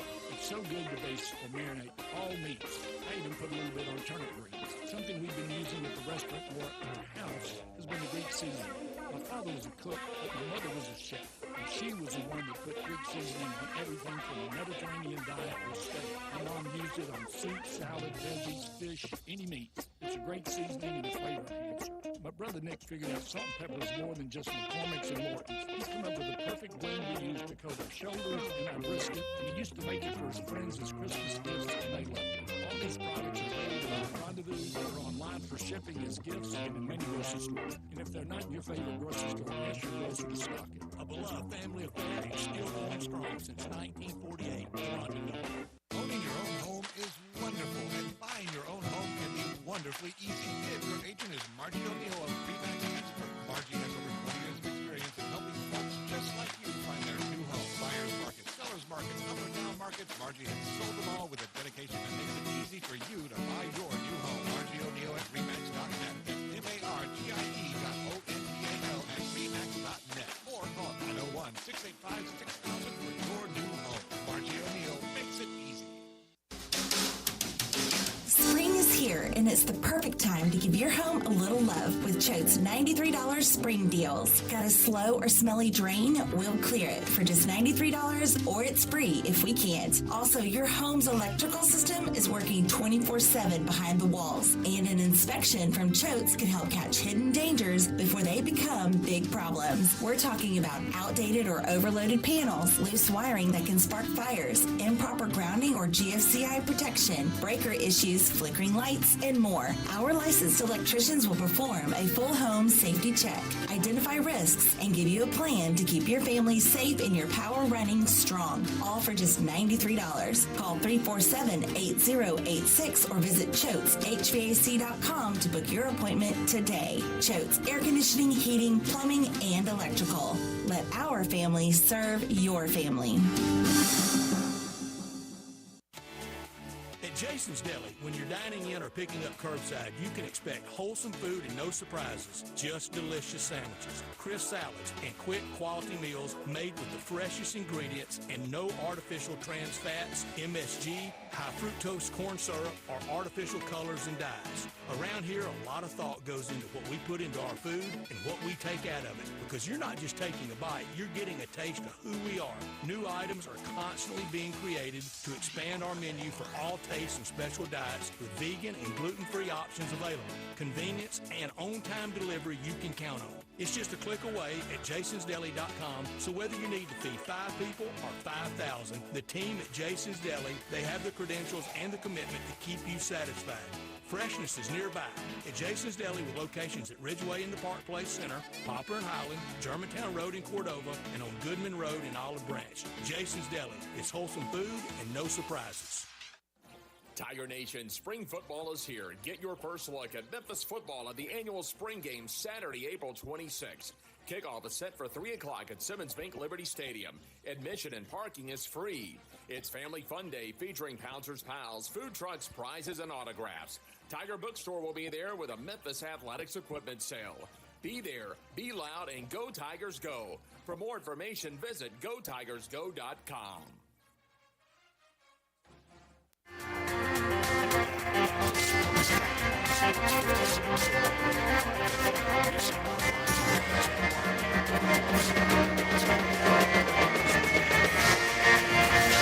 This is pretty cool, and we're just getting started, so.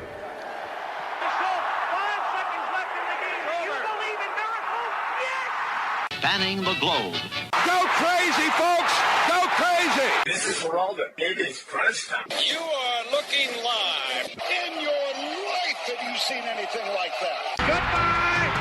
Hello, Haskell. It's obviously crunch time. Hammer, nail, coffin, this baby is over.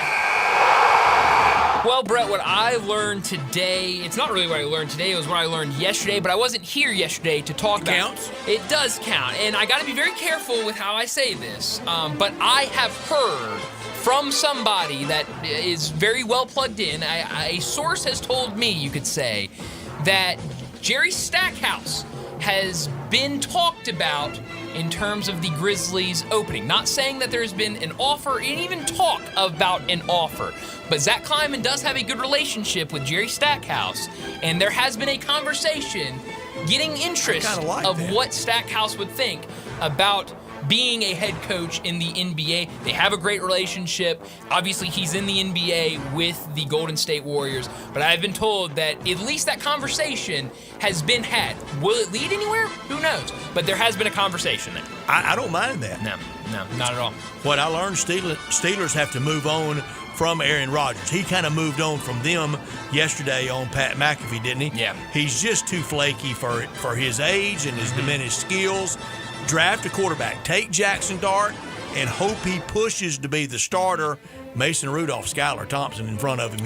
He better push him. Yeah, I think, it's one of those maybe win and lose scenarios for any quarterback that gets drafted to the Pittsburgh Steelers. But it really feels like, if it's not Pittsburgh, it's going to be retirement for Aaron Rodgers. And so, he's going to play the long game. He made it sound like everyone's cool with him playing the long game, but there's nobody in any of these organizations that wants him in a month or two to come out and say, hey, I'm actually going to be a part of the team. Here we go. Let's get ready. Does he stay in shape and wait for that big injury? He could. He definitely in could. season. That could happen. That's another thing is if Aaron Rodgers is Dak goes down, he's a Cowboy. I love it. Brett, I buy a jersey the second he signs. I like Aaron Rodgers. Where would he rank in Cowboy quarterback history? The list is longer than the Jets list was, but he would be up there for sure. Who knows? I think the thing, though, with Aaron Rodgers is if he's not on a roster opening day, does he really care at that point? He'll be doing other things. Will he even want to stay in shape if that injury he could go full Cat Stevens he really could. Leave the country. Wow, a Cat Stevens reference today. Really did not see that coming.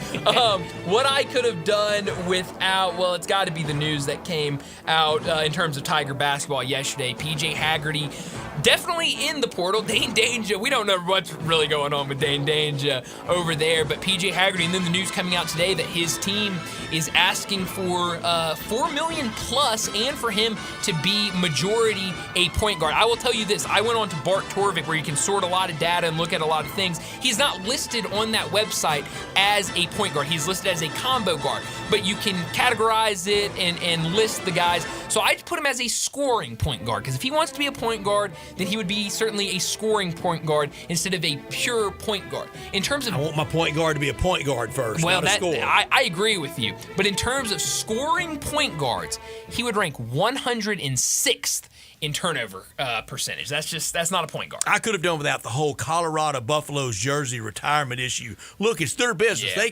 They can retire the deep snappers jerseys if they want to. Chad Brown and all the 1990 national champions. Remember, that's 35 years ago. That's right. Yeah. Oh, where you beaming tonight? Beam me to downtown FedEx Forum to Griswold. How about that? I'll beam to the Showboats game. You go to one Memphis game, I'll go to the other up in Michigan. Well, that was a fun show today. It's been a fun week. The big sports buffet this weekend. That's right. Enjoy it. Enjoy it all. Easter. Happy Easter to you too. Happy Easter to everyone out there. That's all the time we have. If you're going down to the Grizzlies night, stay safe. Enjoy the game. We'll talk to you again.